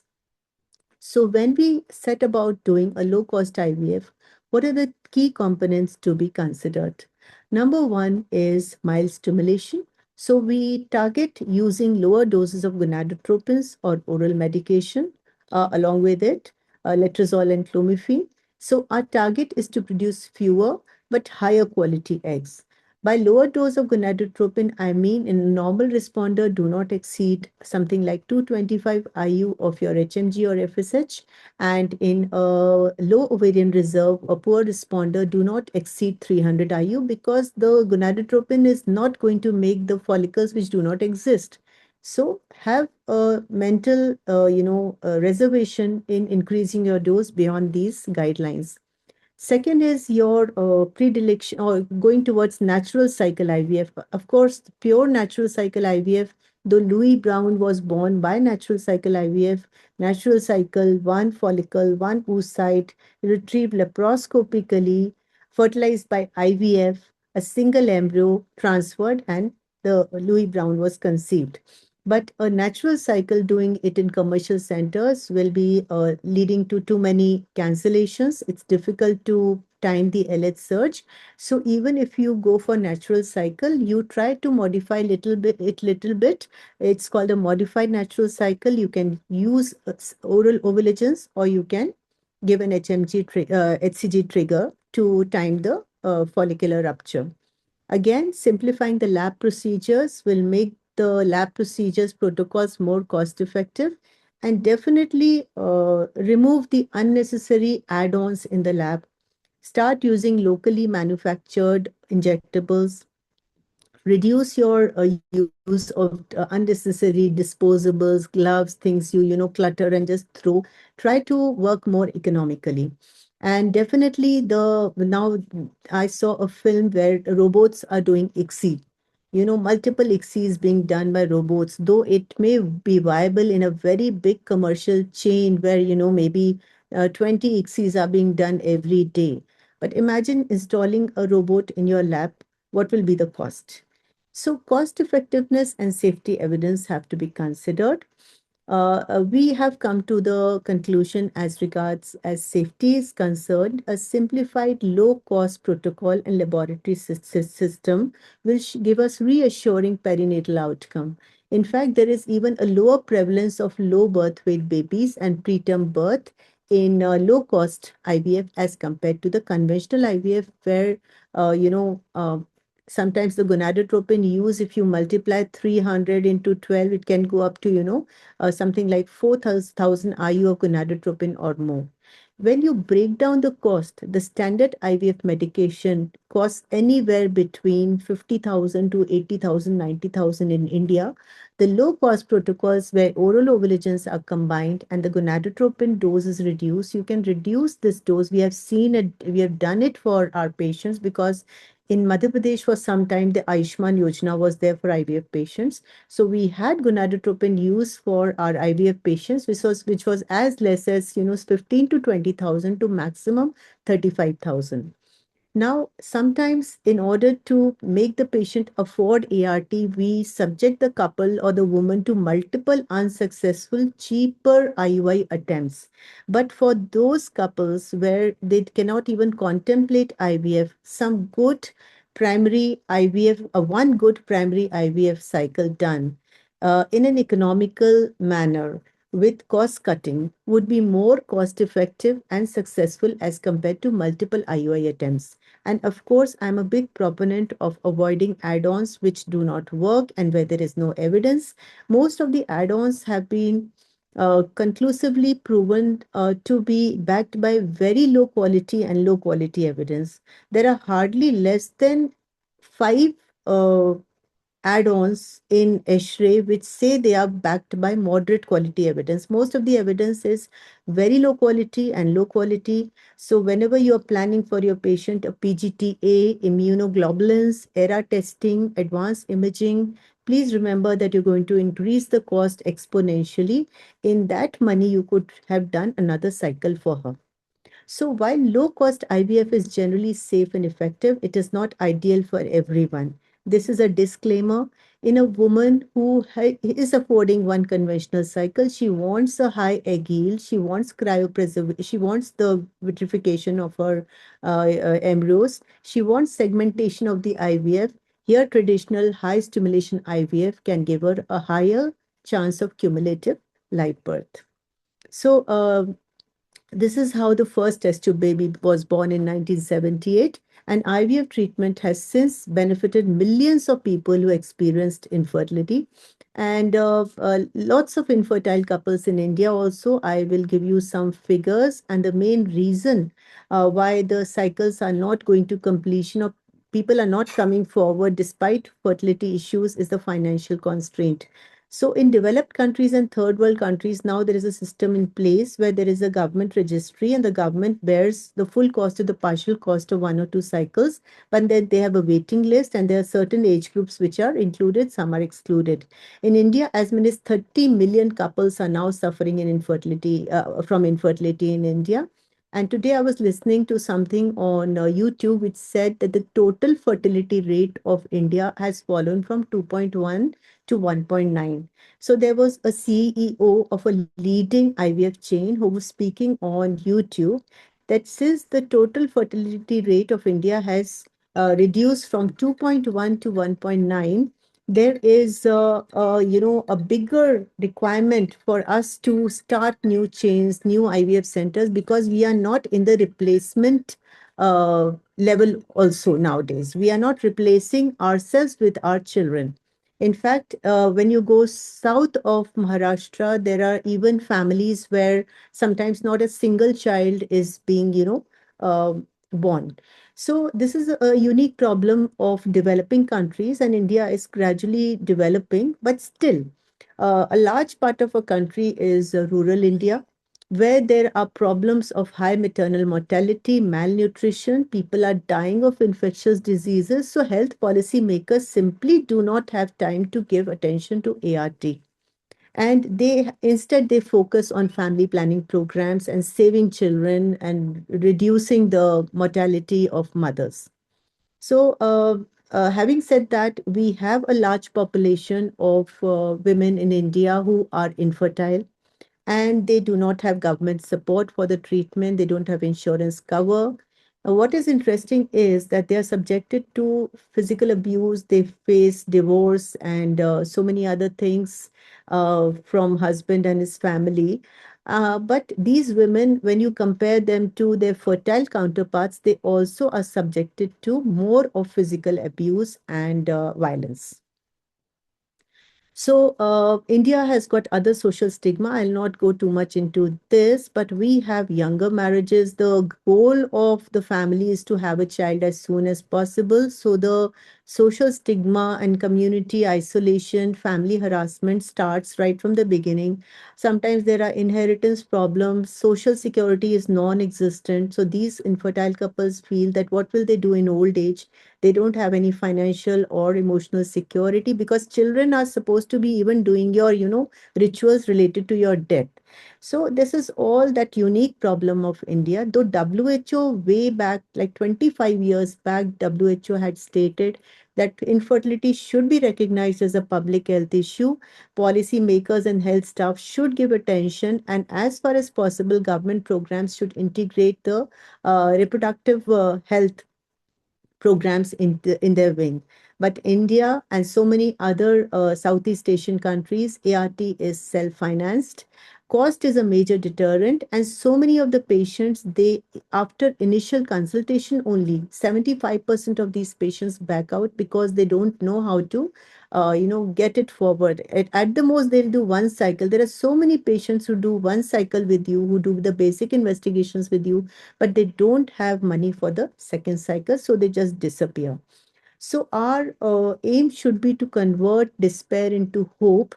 And though advanced technology is required in certain clinical situations, we can, adopt certain measures which can reduce the overall cost of IVF treatment. Let's divide it into 4 parts.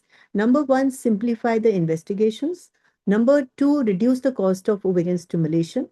Number 3, simplify the procedures and equipment in your lab. And number 4, minimize or completely eliminate the complications of IVF. So how do you simplify the investigative methods? You have to start giving attention to the medical history.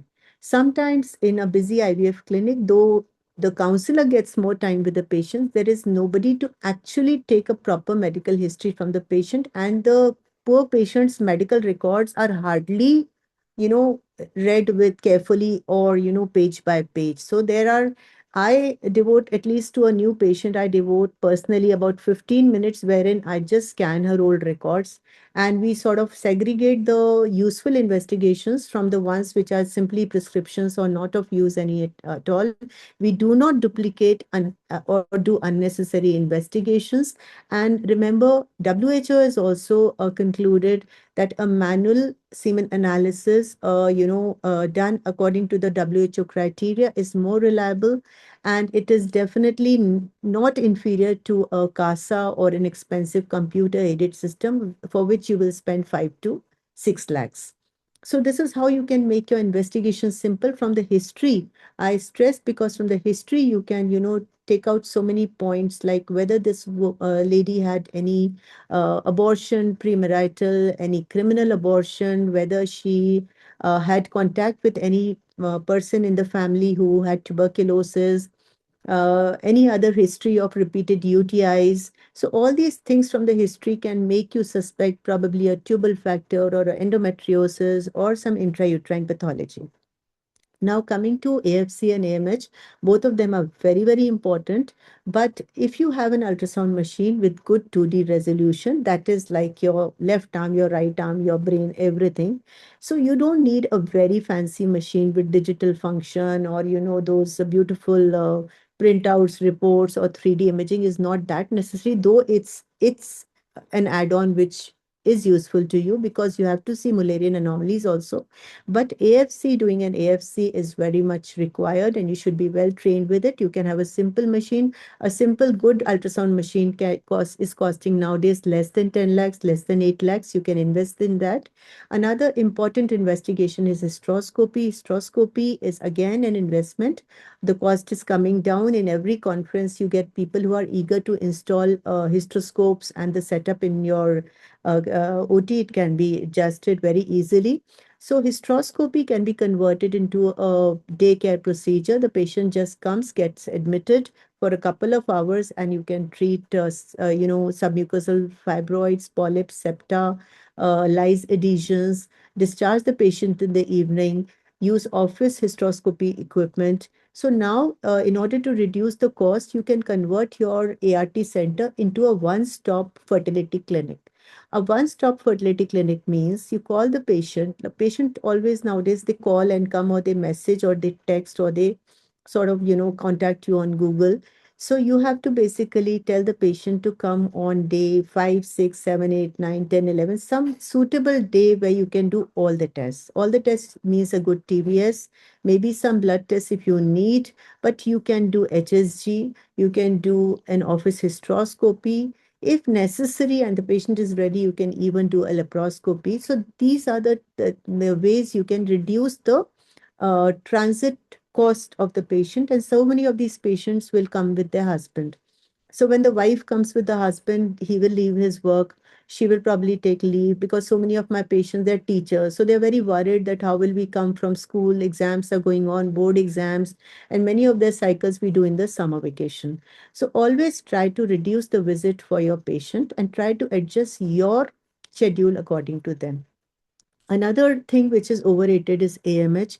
Remember, if the patient has got a good report of AMH from recent 1 year or so, please do not repeat the AMH. And if it's a patient of reproductive age group in which you have got, she's got regular cycle, you have a machine in which you are seeing the antral follicles, you're doing the baseline scan in the first 7 days of menstruation. Sometimes it is not necessary that you do the AMH. So you can, if it's a, full-blown PCO, with all the features of hyperandrogenism, with multiple follicles, more than 10, 20 in both the ovaries, no need to do AMH there and then. Similarly, prolactin has got no value. You need pooled samples. If you do one value of prolactin, it doesn't matter. You just keep increasing the cost. Please don't do the viral markers. Don't do unnecessary torch and all those tests. Now this is the investigation. Now coming to how to reduce the cost of ovarian stimulation. We know the cost of ovarian stimulation is because of gonadotropins, and earlier we used to do the long agonist protocol. There was downregulation with agonists, which was not very costly. And then because of downregulation, the dose of gonadotropins used was slightly higher as compared to the ANTAC protocol, which we are using nowadays. The cost of antagonists has come down. There are indigenous drugs, antagonists also being manufactured. And now you also have like something like the progesterone protocol where you can, but that is under trial. So mild stimulation protocols have continuously attempted to reduce the dose of gonadotropins. And I have already mentioned what a modified natural cycle IVF is. Here, if you have a patient who has a low ovarian reserve, she hardly has 1 or 2 antral follicles, she's insisting on her own follicles, you can give her some oral ovulation. You might not follow her follicle, track the follicle, give the HCG trigger. OPU can be done under short GA or TIVA, total intravenous anesthesia, under conscious sedation. We hardly do. And this has been put in literature. In India, we hardly practice this. But there's a very interesting protocol known as Kato's protocol of Japan. Kato's Ladies Clinic in Japan did thousands of cycles, about 8,000. They put a retrospective cohort study in which they used CC or letrozole along with low-dose gonadotropin and no antagonist. And they gave an agonist trigger. And the transfer used to be done, either a blastocyst transfer or a day 3 transfer, or they used to freeze. They got fantastic results with cutting down of the cost. So the Kato's protocol was a very popular way back then. And it's still being used in some parts of the world. Mild stimulation protocol means you have a shorter stimulation period.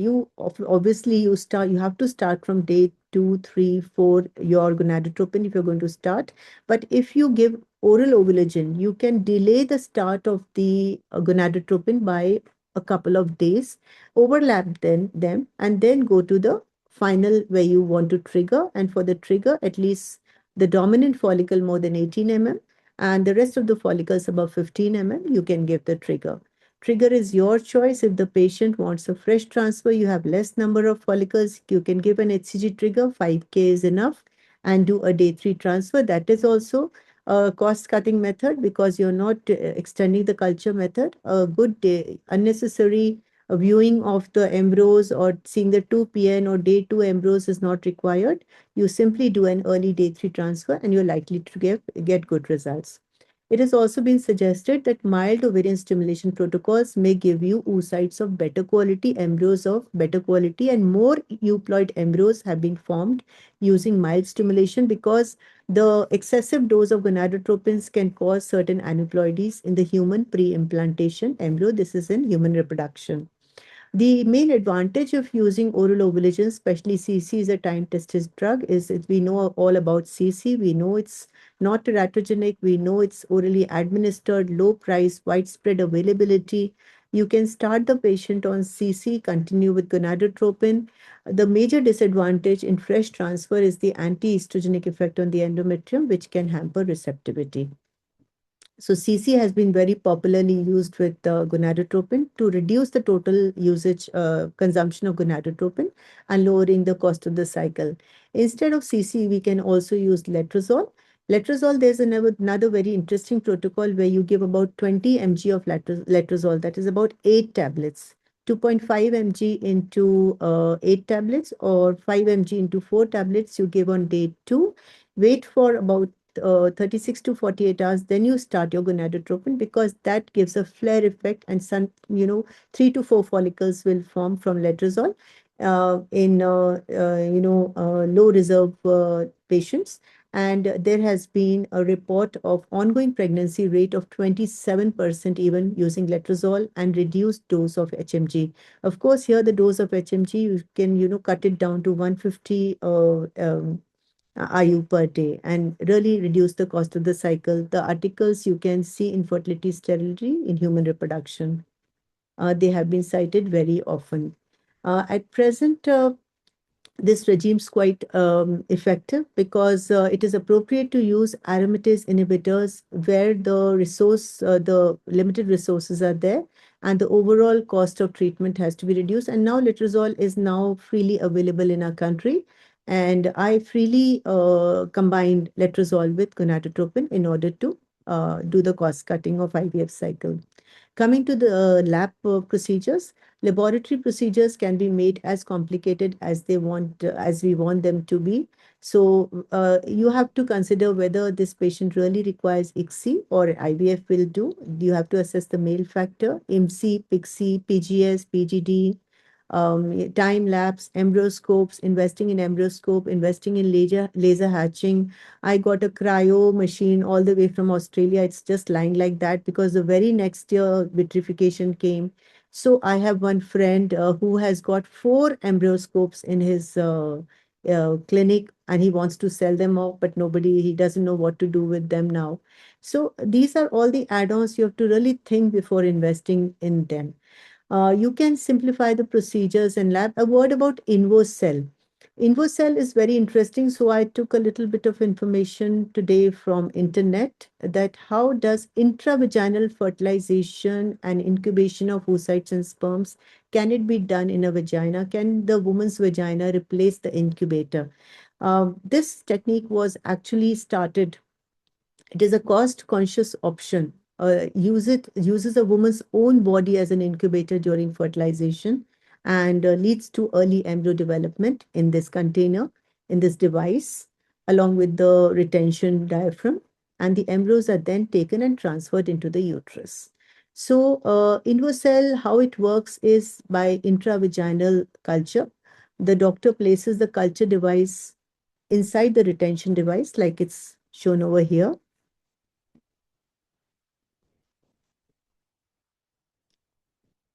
Yeah, so this is the retention diaphragm. The culture device with the sperm and the oocyte mixed are placed like this in the upper part of the vagina. And the patient is told to avoid strenuous physical activity or altering the temperature of the body like hot bath or sauna. And she's just instructed on what to do, what not to do. They have claimed a success rate of almost 25%, 10% with IUI, about 45% with IVF, and InvoCell is something between them. So this was actually first started by a doctor called Dr. Claude Renaud in France. She started working on intravaginal culture for infertility treatment, which was, she practiced it, in her country for some time. But then ultimately it was cleared by US FDA and started being developed and manufactured by Invo Biosciences in US in 2015. That is why it was called InvoCell. So the basic fundamental is it allows fertilization and early embryo development to occur inside the woman's vagina rather than in external laboratory, and is set to cut the cost of IVF by more than 50%. So if you want to read more about it, there's a lot of it on internet. Coming to lab conditions, because you're working with minimal stimulation IVF, I'll be finishing in 5 minutes. Because you're working with less of oocytes and you are targeting making less of embryos, your lab quality, your lab air quality, which is an invisible factor, should not be compromised. You should really update and keep your lab, all the quality controls in check. And like I mentioned, the cost-cutting measures have to be taken into account. Careful use of disposables, no review on day 2, early transfer of embryos on day 3. How do we minimize the complications of IVF? Though we are, competitive and centers are trying to get the best success rates, India is still seeing multiple gestation, but definitely iatrogenic complications to be avoided are OHSs and multiple gestation. How to do it, we all of us know. Again, a word about elective single embryo transfer. This can drastically reduce the incidence of IVF multiples, associated complications. And about add-ons, there is an interesting article published in Human Reproduction in 2024, very recent, which has again said that add-ons are not for every patient. They are variations from the routine IVF treatment, which are intended to boost the success rate. And the IVF patient who wants a baby is a very vulnerable patient. She is very receptive to whatever you say. So these add-ons are ERAS, endometrial scratching, PGTA, time lapse. So Dr. Mohan Kamath has, done this study. So he has said, and his co-workers, there's limited evidence of effectiveness and safety of add-ons. Along with this, the cost is very high. So you have to see whether to give the burden of an add-on to the patient or offer her a fresh cycle. So you have to ensure cost-effective decision-making along with maximizing the health gains. The cost of add-ons should be weighed against the cost of a new subsequent IVF cycle. And patients, have a finite budget. You have to consider the budget of the patient. Coming to the single and the double embryo transfer, there are a few recommendations. In women less than 32 years, one fresh single embryo transfer followed by frozen thawed single embryo transfer is more cost effective than double embryo transfer because you'll be reducing multiples. Women 30 to 38, again, elective single embryo transfer followed by single frozen embryo transfer, if pregnancy not achieved, yields similar live birth rate and cost compared to DET and significantly fewer multiples. And women above 38, double embryo transfer or mixed strategies show greater effectiveness. Here, a word about multiples. We have in India a huge burden of perinatal mortality and preterm babies. These preterm babies consume a large budget of Indian health resources. And each preterm baby we save from the NICU, you're saving a lot of money for the patient as well as for your country. So that brings me to the end of my talk. I hope I've been able to give a little bit of my experience to you. Of course, the public-private sector partnership with the government would be the ultimate goal in which the public funding can be done with government aid, but this requires a considerable political will and determination. Like Ayushman program came to MP, but then it was subsequently stopped. Good IVF is not just advanced. You have to make it simple, safe, affordable, accessible to all. Therefore, true progress in ART is not measured by how complex or fancy it is, but how convenient and cost-effective it is to our patients. Every day is a chance we rise up, do better, find hope. Thank you for your attention. Thank you, Monica Madam. It was really a wonderful talk. You started how the cost can be cut right from the beginning, from the investigation to the treatment. Like in the treatment part also, you discussed how the cost can be cut in the form of tablets, injections, and the investigations we can limit really. As patient keeps changing the specialist from one to other to one, they change almost 3-4 specialists in a year if they don't get a result. And all the specialists, they tend to do the same investigations again and again. That really can be cut so that this becomes affordable to actually this treatment is not affordable to all. So we should make it low cost, and how we can really help our patients in our scenario to cut the cost. You have well explained, madam. Thank you so much for your talk. Thank you. Thank you, Asha ma'am, for the kind words. Thank you. And I would like to thank Lakshmi ma'am. A lot of my talk, I have taken help from Madam's presentation on SlideShare because I did not have time. I found Madam's talk very nice. So I added my slides to Madam's talk. Thank you, Lakshmi ma'am. Monica, I must say it was a wonderful, wonderful talk, and you have really mentioned all the steps where we can cut down on the cost of IVF so that we can reach out to many more, I mean, deserving patients. As you said, they are really very, very vulnerable and they do need our help, but cost is the biggest constraint. So it was a fantastic talk, very informative. Thank you. Thank you, Lakshmi ma'am. Thank you. So I think Dr. Pratik is waiting. Purva, I Yes, thank all ma'am. chairpersons, respected chairpersons. We move to session 3, which Dr. Virul and Dr. Purva will be conducting.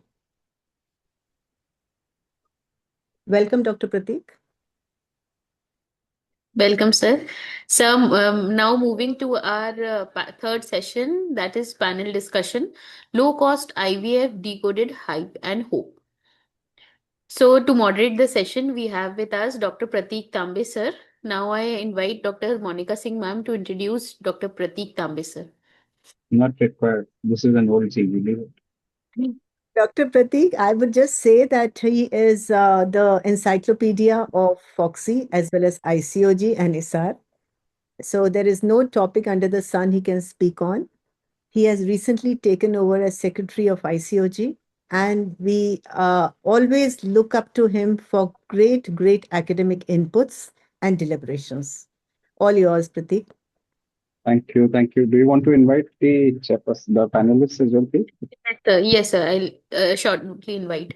And we have with us expert Dr. Shatabdi Day, madam. Madam is fertility specialist from Nova IVF Fertility, Siliguri, and she is presently National Coordinator of Public Awareness Committee. We welcome you, ma'am. We have with us galaxy of panelists. First is Dr. Bhagyashri Ranjwana, madam. Madam is presently Secretary of Aurangabad OBGYN Society. We welcome you, ma'am. We have with us Dr. Deep Jyoti Das, sir. Sir is presently CMD Pathshala Maternity Hospital. We welcome you, sir. Next, we have with us Dr. Gitika Sharma, madam. Madam is presently Secretary of Bilaspur OBGYN Society. We welcome you, ma'am. We have with us Dr. Kanchan Murarka, madam. Madam is Senior Gynecologist and IVF Specialist and is General Secretary of Northeast ISAR. We welcome you, ma'am. Thank you. Yes, ma'am. We have with us Dr. Nirsa Sakya, ma'am. Madam is presently working as Senior Medical Officer at Digboy Community Health Center. We welcome you, ma'am. We have with us Dr. Pranabita Mahanta, madam. Madam is presently Secretary Jorat OBGYN Society. We welcome you, ma'am. We have with us Dr. Pratibha Makija, madam. Madam is presently at Bilaspur and she's infertility expert. We welcome you, ma'am. We have with us Dr. Pratibha Pasari, ma'am. Madam is fertility specialist from Guwahati. We welcome you, ma'am. We have with us Dr. Sanjay Bora, sir. Sir is presently consultant laparoscopic surgeon, infertility specialist at IVF Center, Jorat, Assam. Sir is former senior consultant gynecologist at Nuclear Power Corporation of India. We welcome you, sir. We have with us Dr. Shramishta, madam. Madam is presently fertility specialist at Siliguri. We welcome you, ma'am. We have with us Dr. Simi Kumari, madam. Madam is presently senior consultant in fertility specialist and co-founder of and managing director of Hope IVF. We welcome you, ma'am. We have with us Dr. Yamini Agrawal, madam. Madam is presently fertility specialist at Siliguri. We welcome you, ma'am. Now I hand over the session to our moderator, Dr. Pratik Tambe, sir. So thank you very much, Dr. Monica Singh, the entire organizing committee for putting together a wonderful scientific program. 2 excellent talks that we've had so far by Dr. Jaideep Tank and Dr. Monica herself. And hopefully what we're about to discuss during this panel is going to be a lot of repetition of some of the concepts that we have learned during these preceding 2 talks. I have to begin with a big disclosure. I don't know any of the panelists or the expert except Dr. Kanchan, who is known to me because of our association with PSAT, and everybody else is stranger to me. But I would strongly encourage all of you to participate. Usually my panels are very simple, straightforward, and practical. I don't like to talk too much theory. Wherever possible, we try and be evidence-based, but let's look at it from the point of view of a beginner clinician and from the perspective of our patients who want good results, acceptable results at a reasonable cost, and whether we can actually deliver on that promise or do we come up short. That's what will be the aim of this entire section. Please raise your hands if you wish to contribute, and questions are open to everybody. The first case, and these cases have already been shared with all the panelists. They will be new for the audience, but these are very practical cases which all of us encounter in daily practice. And therefore, I've kept it simple and I've kept it practical. The first case is a couple who's married since 7 years. They've already undergone 6 cycles of IUI before they have come to you. And we are not going to question who did those 6 cycles and how, which clinician and which couple actually had the patience to undergo 6 cycles of IUI in 2026, but it is what it is. They have been diagnosed with, in inverted commas, unexplained infertility. Obviously, they've not been able to conceive, and therefore they have come to you. They are emotionally, financially drained, exhausted. And this is something which is relevant to certain parts of our country. I don't know whether you guys have this experience, that there are a lot of centers which are advertising with big billboards and small banners behind auto rickshaws. And this couple has seen one such banner on the back of an auto rickshaw, which offers IVF at a reduced cost of 50,000 rupees. Now they've come to you for an opinion.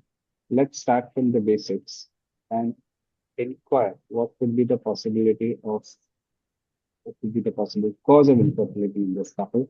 And then we'll take it forward step by step, whether low-cost IVF is actually practical and applicable in this case. I'm going to shut up now and I'm going to ask the panelists to please go ahead. Shall we start with Dr.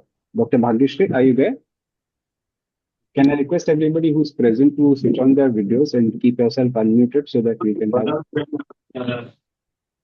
Sir, Bhagyashree ma'am and Pratibha ma'am are not there. Rest everyone is there, ma'am. No worries. Dr. Divyoti, I saw him a little while ago during Dr. Monika's talk. Okay, Dr. Geetika, I see you here. Please go ahead. Yes, sir, I'm there. Sir, as we know that this is a case of unexplained infertility, so the causes in this case would be something to do with the quality of the You are not audible. Sir, am I? Come closer. Yes, sir. Okay.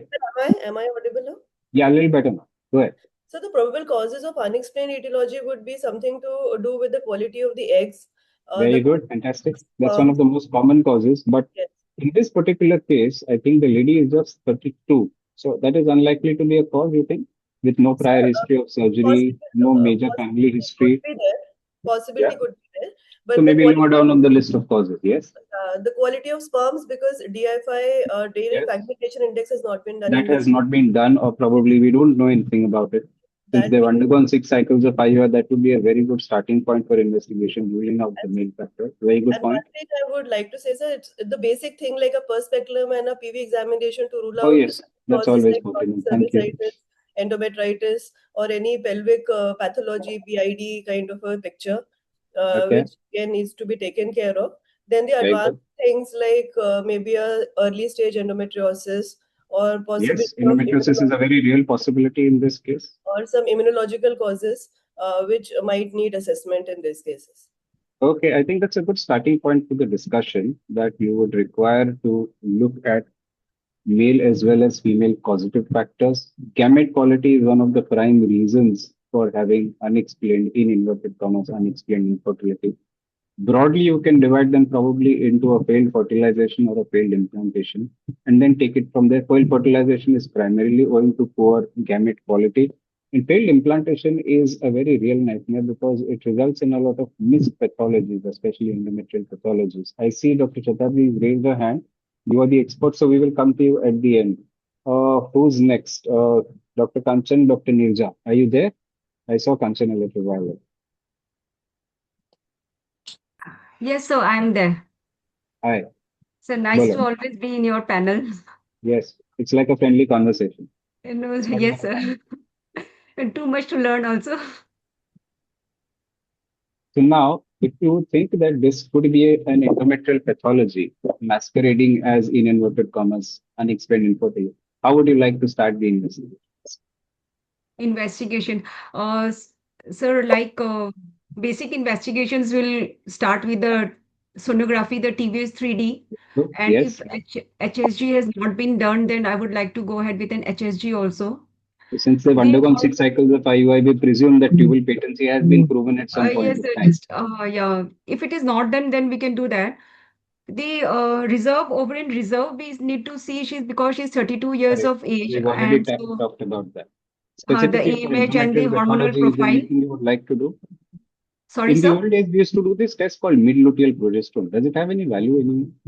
Since you No, come sir, from that IHR, no, sir, we don't do that, sir. I would not don't like do to do that. that. Thank God for that. Is there Yes, anybody sir. who does a mid-luteal progesterone anymore? It's part of the NICE guidelines even today. Would you actually believe it? We So are in not doing clinical that, sir. practice, nobody does a mid-luteal progesterone. We have Yes, excellent sir. ultrasounds. We have good transvaginal ultrasound with good probes available throughout the country. And high-resolution probes will easily pick up if there is an organic endometrial pathology. But having said that, let's go to So Dr. this Nija. Are you there? DFI, we can do this sperm DFI DFI. has been mentioned, so we'll come back to that later. Yes. I'm trying to rule out endometrial causes like a failed implantation. So there may be Leading an to unequal- undiagnosed polyp or something. So we can Yes. do a hysteroscopy, diagnostic Could it hysteroscopy. be a Office, simple an chronic office hysteroscopy endometritis? can be done. Because Sorry, otherwise this couple is absolutely fine. They are walking, talking healthy. They've tried 6 cycles of IUI. So presumably there are no major causes with the male partner as well. Could it be something very simple like chronic endometritis, which is endemic enough? Yes, sir. Yes, sir, it can be. It's very Yeah. possible. So we could Possible. miss that. Dr. Simi, how would you like to rule out chronic endometritis in this couple, for example? Can you unmute, please?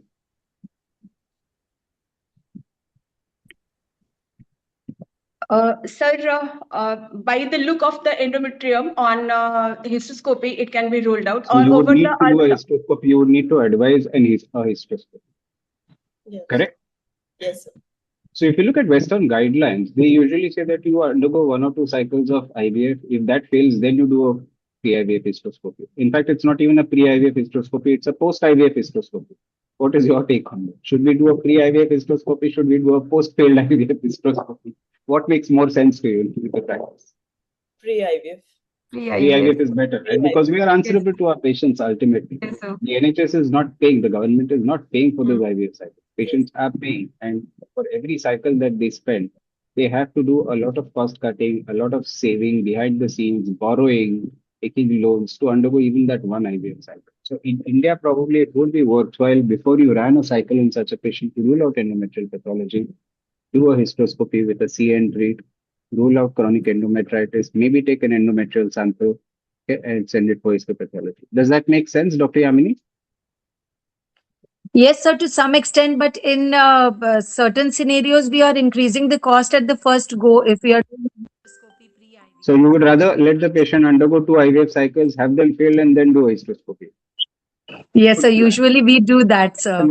Okay, I think that's very evidence-based. Thank you very much. Dr. Sanjay is an endoscopic surgeon, if I'm not mistaken. Sir, your viewpoint on this particular issue? Regarding the endometriosis, sir? Regarding endometritis as a cause of unexplained infertility, especially in a country like India, where everything absolutely looks normal, but patients are not having results. Yeah. Chronic endometritis, mainly hysteroscopy will detect, and in 3D ultrasound also we can have a hint of that, Correct. sir. But many parts of the country, 3D ultrasound may not be easily available, or if it is available, you don't have the operator expertise to interpret those particular films. That's something which training, accessibility, availability, cost, all of these are concerns. Now, Dr. Sharmishta, this couple has come to you and they want to undergo a low-cost cycle. They've already spent a lot of money on their 6 IUI cycles. They are drained mentally, financially. They're exhausted. So does it make sense to do IVF for 50,000 rupees in this particular couple? That's the $1 million question. Can you unmute, please? We can't hear you. You'll need to unmute, please.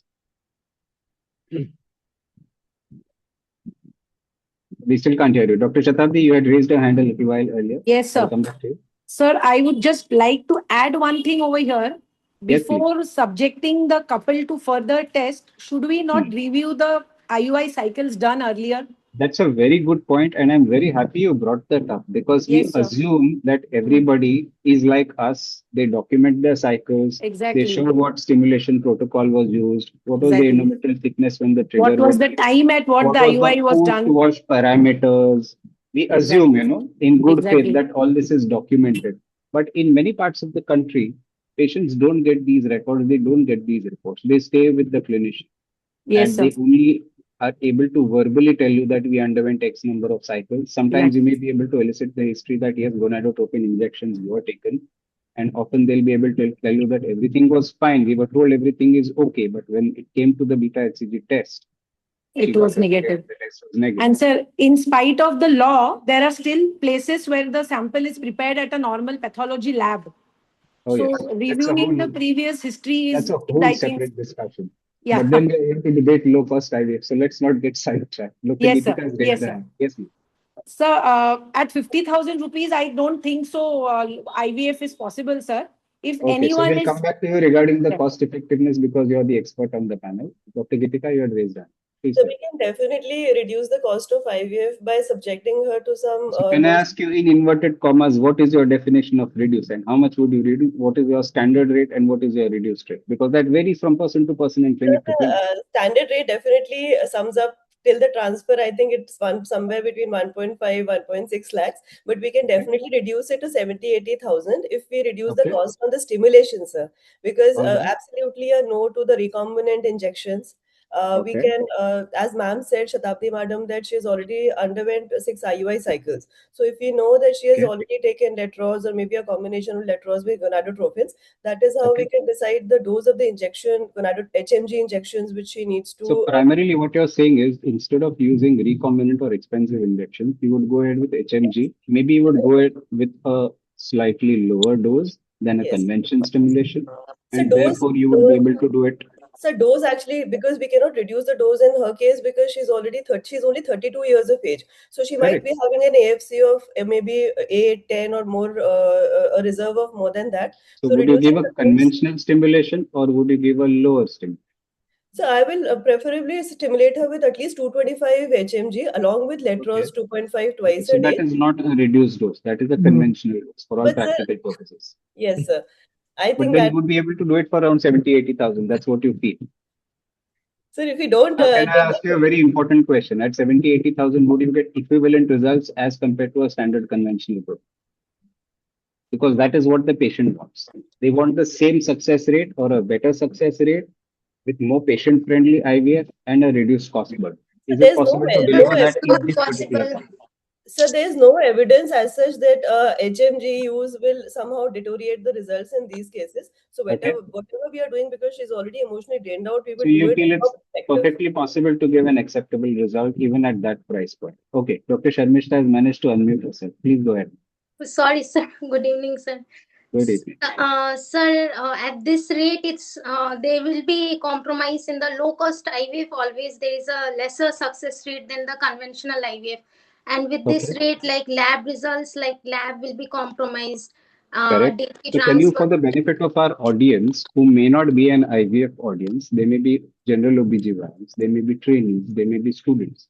Can you specifically convey what are those compromises? It's very important for the audience to know that. You and I do know it, of course, but since we are in a panel, we have to convey that information. Sir, in conventional stimulation, we are aiming at maximum number of oocytes. But in mild stimulation, there we are not increasing the dose of our gonadotropins. We are aiming at a little bit lesser numbers. So in Okay. conventional, And the by thing is lesser like numbers, you mean how many? 2, 3, 4, five. 5. Okay, 5 Five or will less. do. All right. And conventional, we are aiming at 10 to 15 numbers. So Correct. more we so more we stimulate, more number of eggs, more number of euploid eggs we are getting here. So Correct. success rate comes down when you are stimulating less. One place where success is So are coming you down. trying to tell me that in low cost IVF, you would not only get lesser number of oocytes, but you would get poorer quality oocytes, you would get lesser number of metaphase 2 oocytes, lesser quality as well as lesser number of embryos? Is that what you're saying? No, sir. No, sir. The quality of oocytes is same. The number of Okay. oocytes would be on the lower side in mild stimulation. Okay. But the evidence says that quality will be same. And this is one place. Second place, That's when what the we are, evidence says. But what happens in clinical practice? Is it the same as what the evidence says, or is it a different story? sir, M2 oocytes we are getting same. Like proportion of M2 oocytes we are getting same whether we are stimulating conventionally or by mild stimulation. Sir, this what Alright. is what I have seen. Number of Okay. M2 is same. In M2 depends when either we are using dual trigger or we are triggering with RHCG. In dual trigger, we So are getting primarily, the higher M2. compromises would be lesser duration of gonadotropin stimulation, lesser cost of the gonadotropins, lesser dosage of gonadotropins. Correct? That's what you're Yes, sir. referring to. Yes, Now, sir. from the embryologist and the laboratory point of view, can somebody tell me what are the compromises which are made? Because as clinicians, we often don't understand this. We don't know what magic is happening in the IVF lab. Unless we have ourselves been trained in embryology, we don't actually look into all those parameters, those key performance indicators. We don't understand a lot of things that happen behind the scenes. The embryologist comes, works their magic, goes away. After 2 or 3 days or 5 days, you have X number of embryos, which as a clinician you are going to transfer. Dr. Nirza has been very quiet so far. Do you want to take that, ma'am? Please unmute yourself.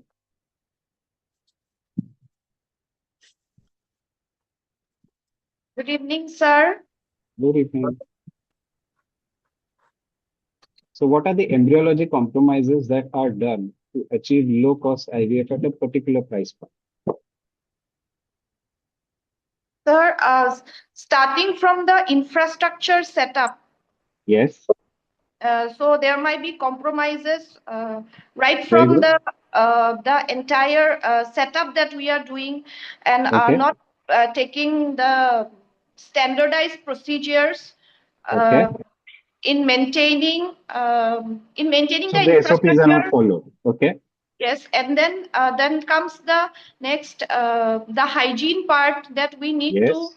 Very good. do, even the kind of What about media? What about yes, consumables? I mean, What since about we are disposable? going to cut down the cost, so everything we are going So to you're going take, to use cheaper quality stuff. yes, that You will might compromise. reuse some of your consumables by doing Yes, ETO sterilization. yes, You may not yes, use fresh consumables for every case. yes, You might do and batch IVF to reduce the cost of the media. Correct? So all those yes, compromises come in, which the patient, the couple will not know. And sometimes even we as clinicians wouldn't understand until we get into the nitty-gritty. Dr. Kanchan, what is your experience? Do you think you agree? Yes, sir, I do agree. If we are cutting down on cost, definitely we are compromising the results.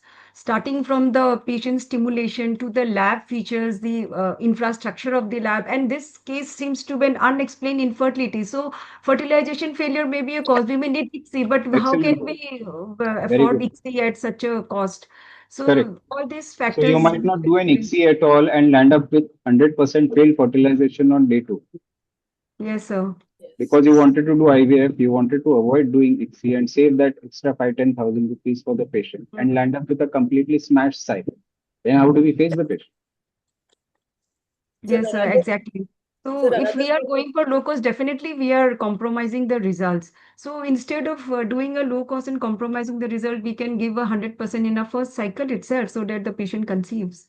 That would So I you're trying tell to to say my that this is patient. That is not a how good I'll fit answer. for unexplained infertility. Low No, cost sir. IVF is not exactly a good option because it wouldn't achieve reproducible and good success Yes, sir. rates. And actually, talking of the media also, like instead of sequential, we'll have to use a global media, a low Correct. cost media, the consumables, everything will play a role here. Correct. So Absolutely correct. definitely. Dr. Geetika was trying to say something. Yes, And please. the option of pre-implantation genetic diagnosis would also be, we will not That be would able be to. completely out of the window. At Yeah. 50,000 bucks, you can't do that At because such one a embryo biopsy costs 30,000 rupees. Yes, yes. Both are out of That's question. completely out of the window. In any case, PGT is not something which you would offer straight up in the very first IVF cycle. Maybe that's something for a little later. But even if that was something which enters into the conversation, once you explain the cost to the couple, they would straight away come to the conclusion that yes, the cost IVF is not going to work in this particular case. Anybody else has anything to add? Our expert, Dr. Shatabdi, is driving. I see. Please drive safe. Any final comments before we go to the next case? Sir, I have a driver. Nothing to worry. I'm just in the car. So please buckle up. I think you've not worn your belt. Sir, sir, what I think is when see many patients come to us asking about the low cost IVF advertisement that they've seen here and there. Correct. So at this time, I think it is our duty rather to counsel them that there will be a lot of hidden things that they are not seeing on the advertisement.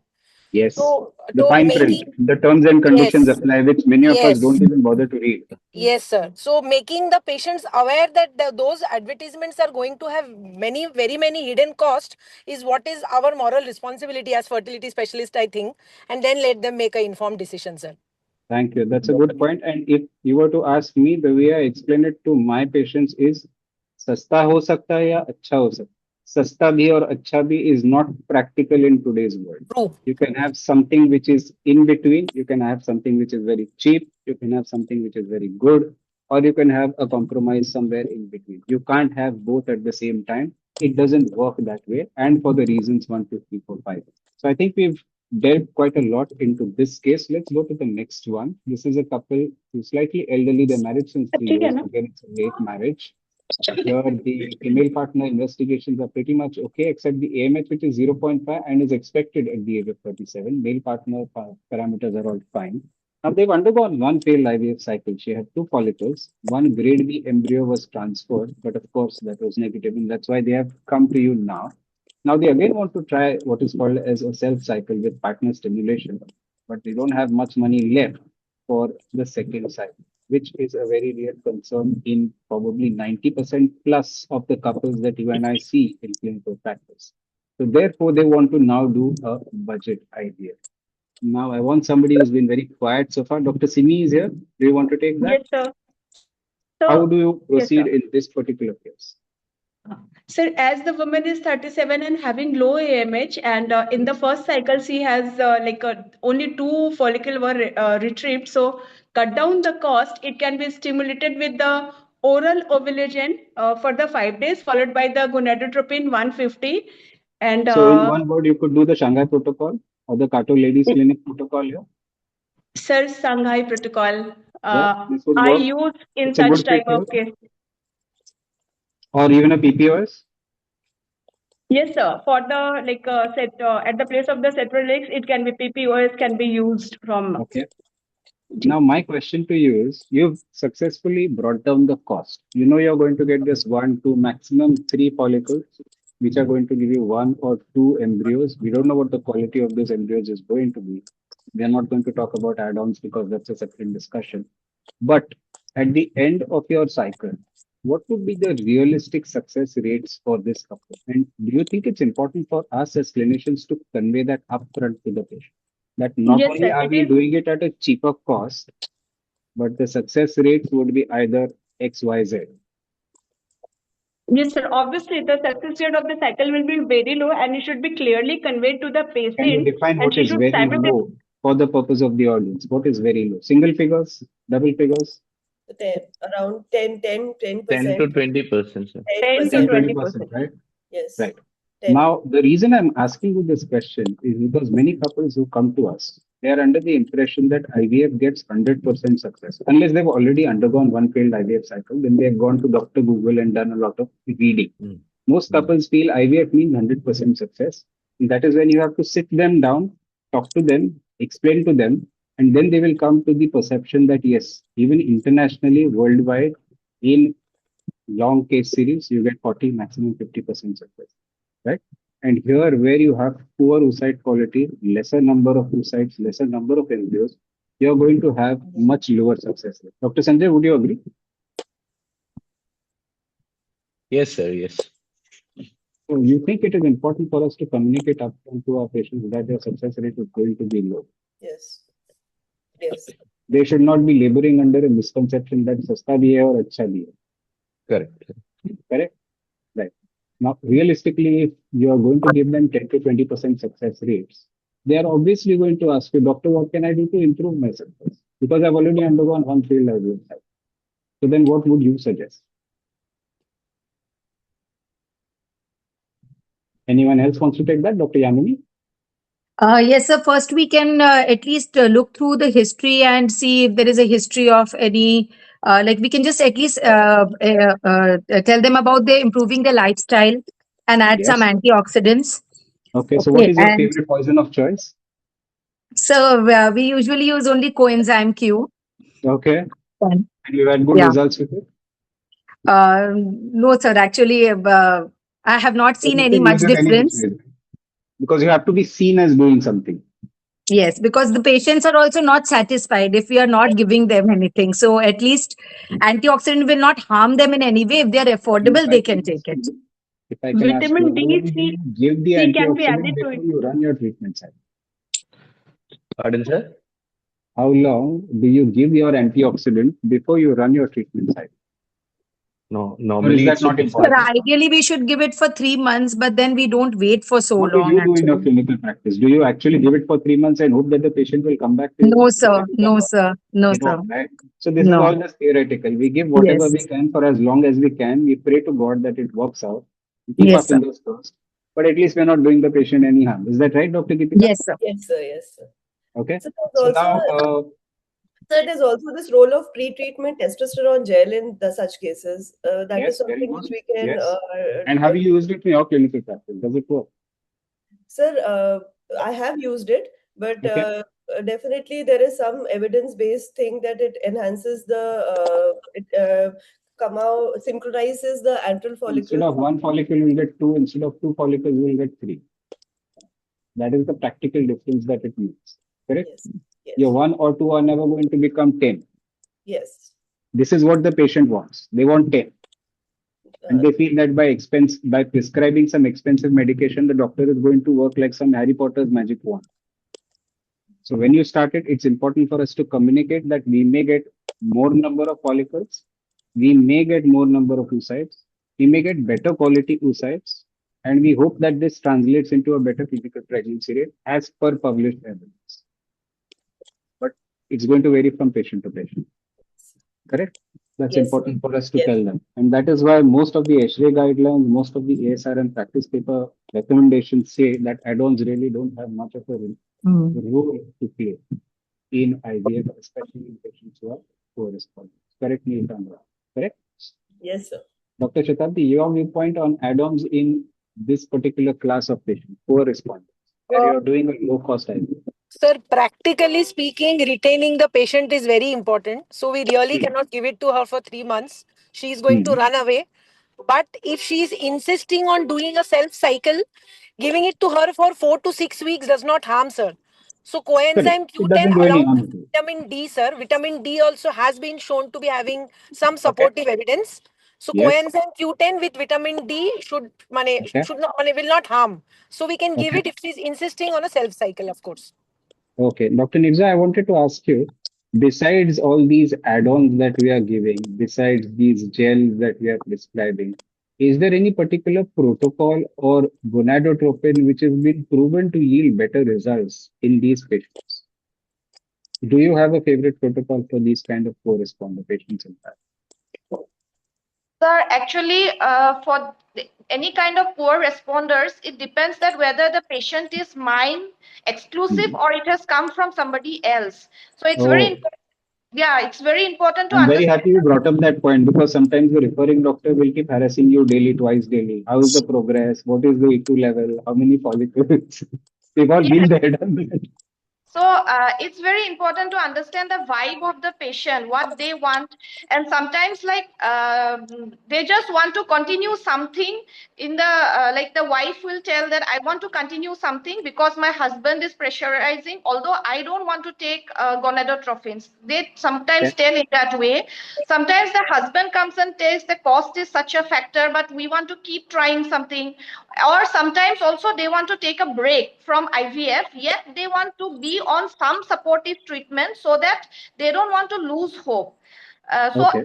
It depends whether I want to And buy does taking a time. break actually help in your practice? Yes, sometimes it does help. Some patients, they come into confidence and they want So to your take a break is like break. a washout period? Yes, something in that way. So we give them some supportive adjuvant therapy kind of, and take a vacation or something, or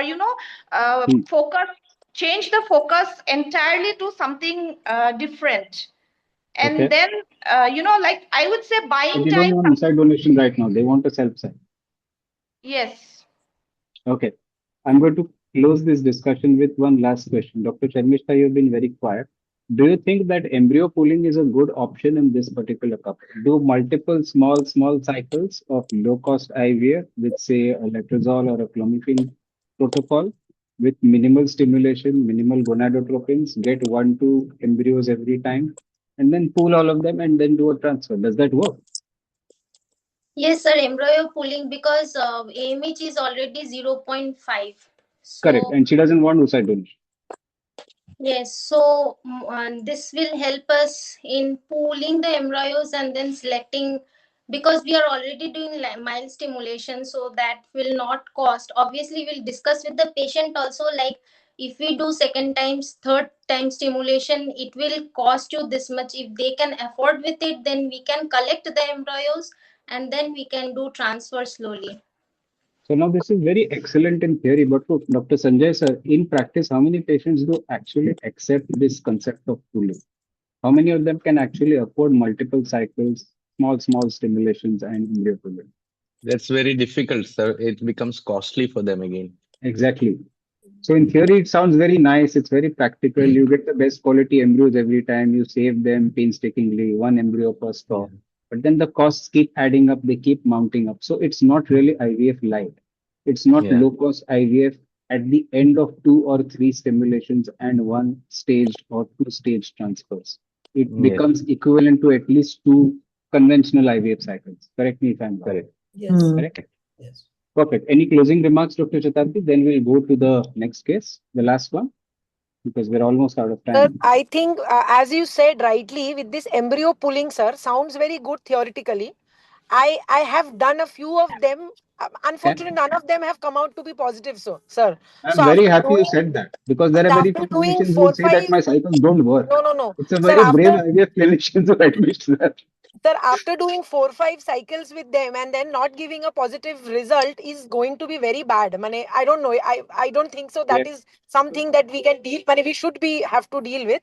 So it's very Yes. important to counsel the patient that the chances of pregnancy are not. It's not going to give you a guarantee of a pregnancy.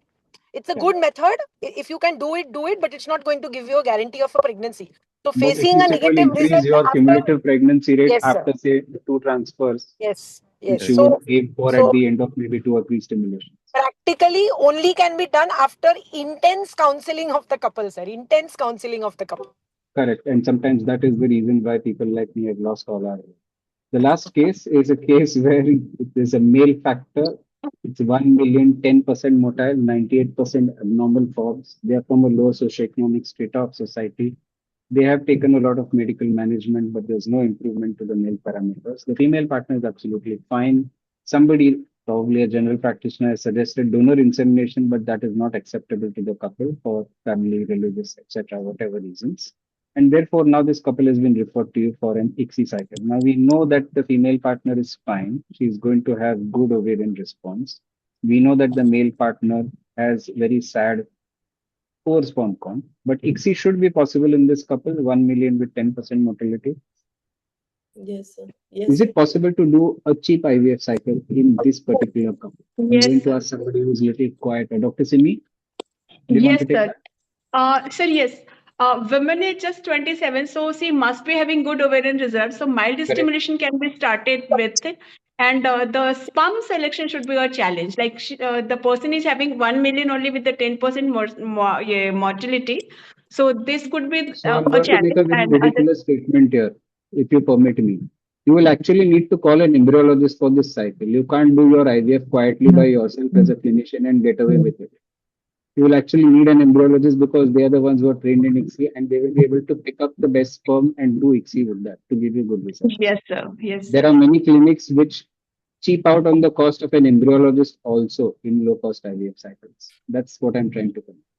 I'm sorry I No. interrupted. Yeah, Please go ahead. embryology cannot be excluded. They must have to be there, and they should be expert enough to take the decision which sperm to be selected. Correct. So at the end of the day, doing a low cost stimulation, getting 2 or 3 oocytes, does that give us acceptable success rate in this particular male factor couple? Dr. Sharmisha? Yes, sir. In male, this patient prognosis, patient profile is good. So only factor which patient is not getting is because of severe male factor. So if like 2 or 3 ICSI with 2 or 3 eggs, like it will give good results. No, Hopefully. So practically speaking, I was always under the impression that you do a conventional stimulation, get as many eggs as possible, and that will help us to get an acceptable number of grade A embryos at the end of the stimulation. This is what my thinking used to be. Dr. Kansan, would you agree? Yes, sir, definitely. And that is what actually we practically do. If the patient is, if they can afford, then conventional with maximum number of embryos, we can freeze the embryos. In future, suppose she has a negative cycle, we can again, just transfer the embryos. So, Correct. So if you stimulate for 8 to 10 oocytes and you yes, get 3 or 4 good quality grade A embryos, you'll have enough for at least 2 transfers. 2 transfers, But if actually, you sir. start aiming for 4 or 5 oocytes, you may get 1 embryo or 2 if you're lucky, which are good Yes, quality. sir. And at the end of that, you may not get success. So is that really low cost IVF? Are we delivering good results in this particular couple by doing a conventional low cost thing? So actually the conventional is the best approach, because when we are doing a low cost, we are definitely compromising.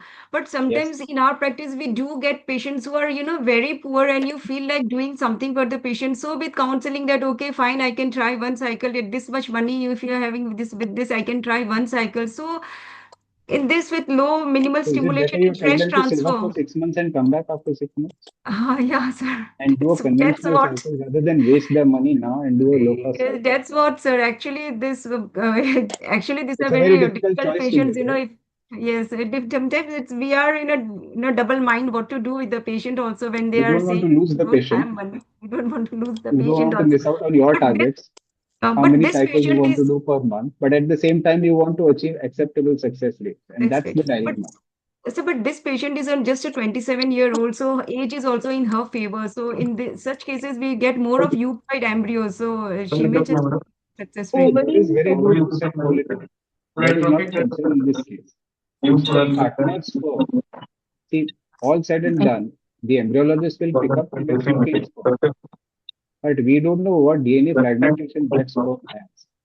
We don't know what issues that sperm has beneath the surface. You could end up with very poor quality और embryos. Certificate तो external loss तो अच्छा था, बस ऐसे पीएचपीए से तो वहाँ पे अंदर से Can we go to Dr. Geetika? Dr. Simi, Would you please. like to contribute? Please. yes.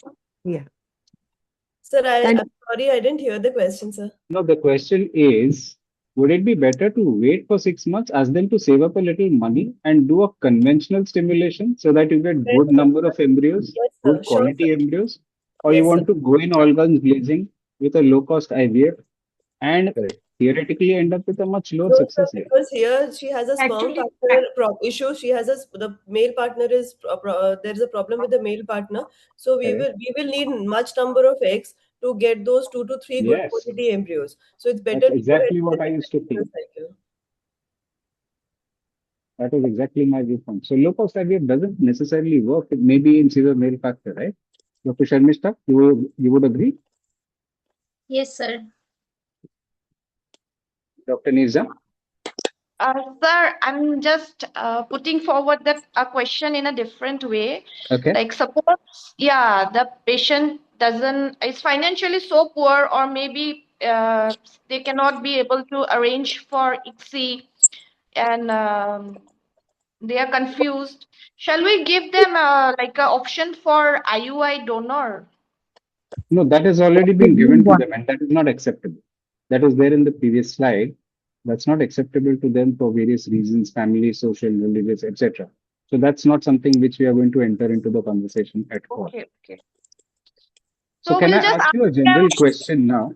At the Yeah. end of the panel, do you think that when we want maximum number of cycles to be done in a unit, we are all aiming for targets. We need to have good acceptable number of cycles, especially if we are in corporate setup. That's always something which is hovering over our head. Even if when we are single clinician led units like mine, I don't have a huge team of 10 people working under me. I'm a one man show. So for me, I need to have an acceptable number of cycles per month to meet my costs, to meet the costs of my embryologists and my staff. Do you think that offering low cost IVF, opening up IVF to larger sections of society is actually going to help society at large? And in a selfish way, it's going to help us as clinicians and as IVF units as well. Dr. Geetika, your thoughts?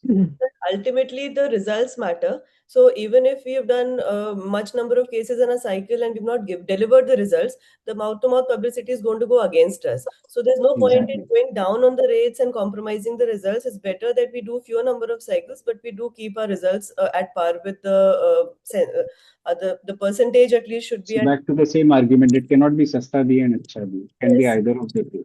Yes. Or you can have some compromise and a middle path. Dr. Sharmishta? Yes, sir. Lower success rate, then this ma'am said rightly, like negative publicity will happen until and unless patient is very needy.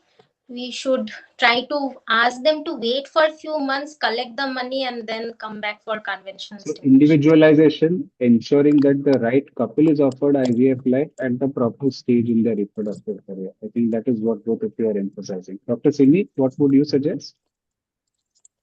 I think she's distracted. Dr. Sanjay? You are muted, sir. Same, sir. Better to have good success rate instead of going Correct. for low quality. And it's going to take us at least 100 cycles, 200 cycles of low cost IVF before we learn to deliver an acceptable success rate. Correct. That learning curve is very different from the learning curve of a conventional IVF. So those first 100, 200 cycles, while we are ourselves and the entire clinic team is getting used to delivering low cost IVF, is going to take something of staggered growth. Dr. Shatabdi, your views? Same, sir. I think reducing the cost for a corporate center or for an individual center, maybe it might give you some short-term gain, sir. But as Geetika ma'am said, without positive results going back into the You'll get the numbers, but you won't market, get you can say acceptable results. our long-term results are absolutely, sir. So long-term benefit is not there without success rates. Oh. So positive pregnancies are required for long-term benefit and long-term sustenance of the center. Correct. So better to ask the couple to once, give them some supplements, ask them to little bit change their lifestyle and come back and do a conventional cycle is always better, sir. Dr. Yamini? Yes, sir. Even I believe the same quality is better, more important than quantity, actually. Monica, your entire program has gone away from low cost IVF. Nobody wants to do low cost IVF anymore. I was just wondering that Dr. It was one case of low cost. I completely turned everything on its head. Madam ने इतना बोला. And actually, I'll follow it. Actually, I'll tell you my journey. My journey in low cost IVF started with this government sponsored funding in MP. There was one Roshni clinic which started in our state owned hospitals. There, a fund of 30 to 60K used to be allotted to the patient below poverty line. And these patients in a private clinic partnership were sent to us. So we started doing the letrozole HMG cycle. Okay. And Randhir is my in-house embryologist. Correct. So I saved the money on embryologist because I don't pay a single penny to him. So, so You're that is an admitting this added on a public advantage. If platform. Mind you, this is being recorded. It's okay, but I feel that if you have a partner, not a partner, it may be anyone in the family. Nowadays, IVF is also becoming a family thing. There is an IVF center in Indore, Pratik knows very well, where this particular couple has roped in about 20 staff from their immediate family. You know, so it's become an enterprise, and they pay their own family, they grow together, they pay each other. So so this came from Roshni Clinic, and then we started Ayushman Yojana.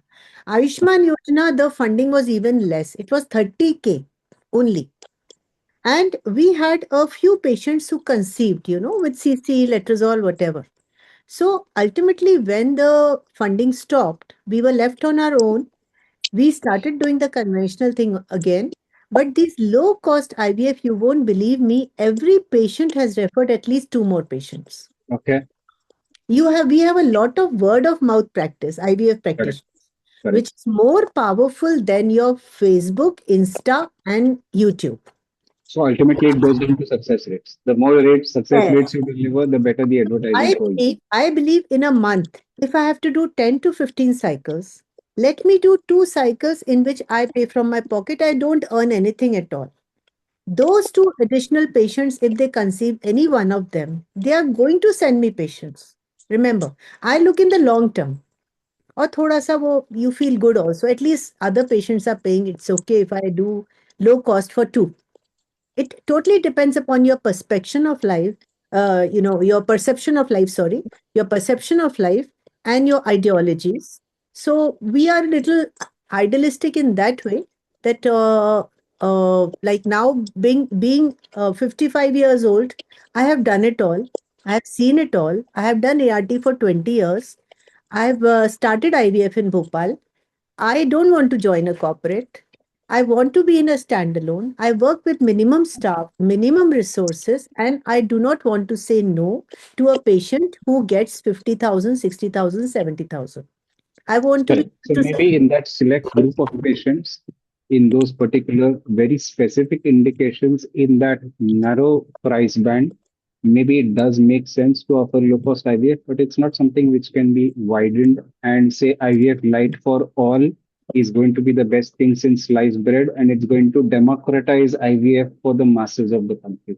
That's not the perception that we should have, neither should we sell that vision for the future. So thank you everybody for your fantastic comments and your inputs. We had a lovely, how can I put it, conversation. It wasn't really a panel. Very beautifully, and I thank all of you for your excellent inputs. Thank you, Dr. sir. Monica. Thank you, sir. Thank you, sir. And thank you, Monica, ma'am. I think you did a phenomenal job today by inviting so many of our societies from Northeast and having all of them together. So that was actually a tremendous job. I don't know how did you manage this to get so many faculties at a time. know how I manage, I really can't imagine. It just happened, So I'm a very whimsical sort of person. When I'll start calling, I'll call the whole day. And if I don't pick up, don't pick it up for 4 days, So Yes, ma'am. I was seeing the list and I was like, how did ma'am manage to get all the secretaries and presidents in one go in one evening? but I've never It was met actually a tremendous job. you, all of you. I mean, it was just Priyankur used to scare me. Northeast people don't pick up the phone. They don't call. You will never get a yes. But I assure you, I got a yes from everyone. Sanjay sir was yesterday for the dry run also. And we are going to be lifelong friends. I just rang up Gokul sir. In the middle of the panel, I said, Gokul Das sir, aap aaye nahi. So he said, I'm in the market, Monica, and I'm not very much tech savvy. So I said, sir, don't worry, you continue your shopping. I'll take you in the next webinar and I will teach you how to join. I told Vishal also. So it's not the webinar, it's not the election. It is the connect you make with people. Yes, ma'am. Exactly, ma'am. Absolutely, ma'am. Yes.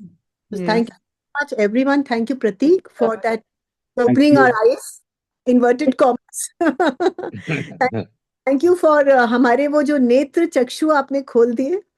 Thank you. So sweet. I mean, you have brought us back to the ground reality that ultimately we all live for results. But when Kanchan and Shatabdi, they have crossed 50 years of their life and they've entered into a space where they want to be known as the Kanchan, the Shatabdi madam, then there will become a time in your life when you feel doing 2 patients low cost, it doesn't matter. Yes, ma'am. Absolutely. Correct, ma'am. Exactly, ma'am. You know, you Yes, ma'am. don't want that much money, but you need Yes. goodwill. You want, Sometimes we want to help the patient somehow or the other. you want babies. You want to go to the mall and see your IVF babies. You know, Yes, that yes, is, ma'am. that is your reward. Yes, ma'am. Thank you so much. Thank you. Ma'am. Thank you so ma'am. much, Thank you, sir. ma'am. Thank you, Thank ma'am. you, Thank you, Pradeep. ma'am. Thank you, ma'am. Sanjay sir, namaskar sir. Namaskar, ma'am. Thank you. Thank you, Thanks ma'am. a lot. So Thanks much. a lot. Thank you, Thank ma'am, for having us here. It was very nice lectures and very nice panel discussion. Kamini, Dr. Nirja, Dr. Simi. Thank you so much. Thank you, ma'am. Thank you so much. Thank you, Yeah. ma'am, for having us.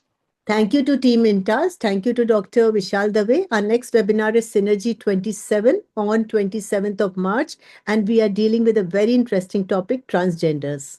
Thank you so much. Oh, that's Thank you, ma'am. wonderful, ma'am. All the best, ma'am. Thank you, ma'am. Good night.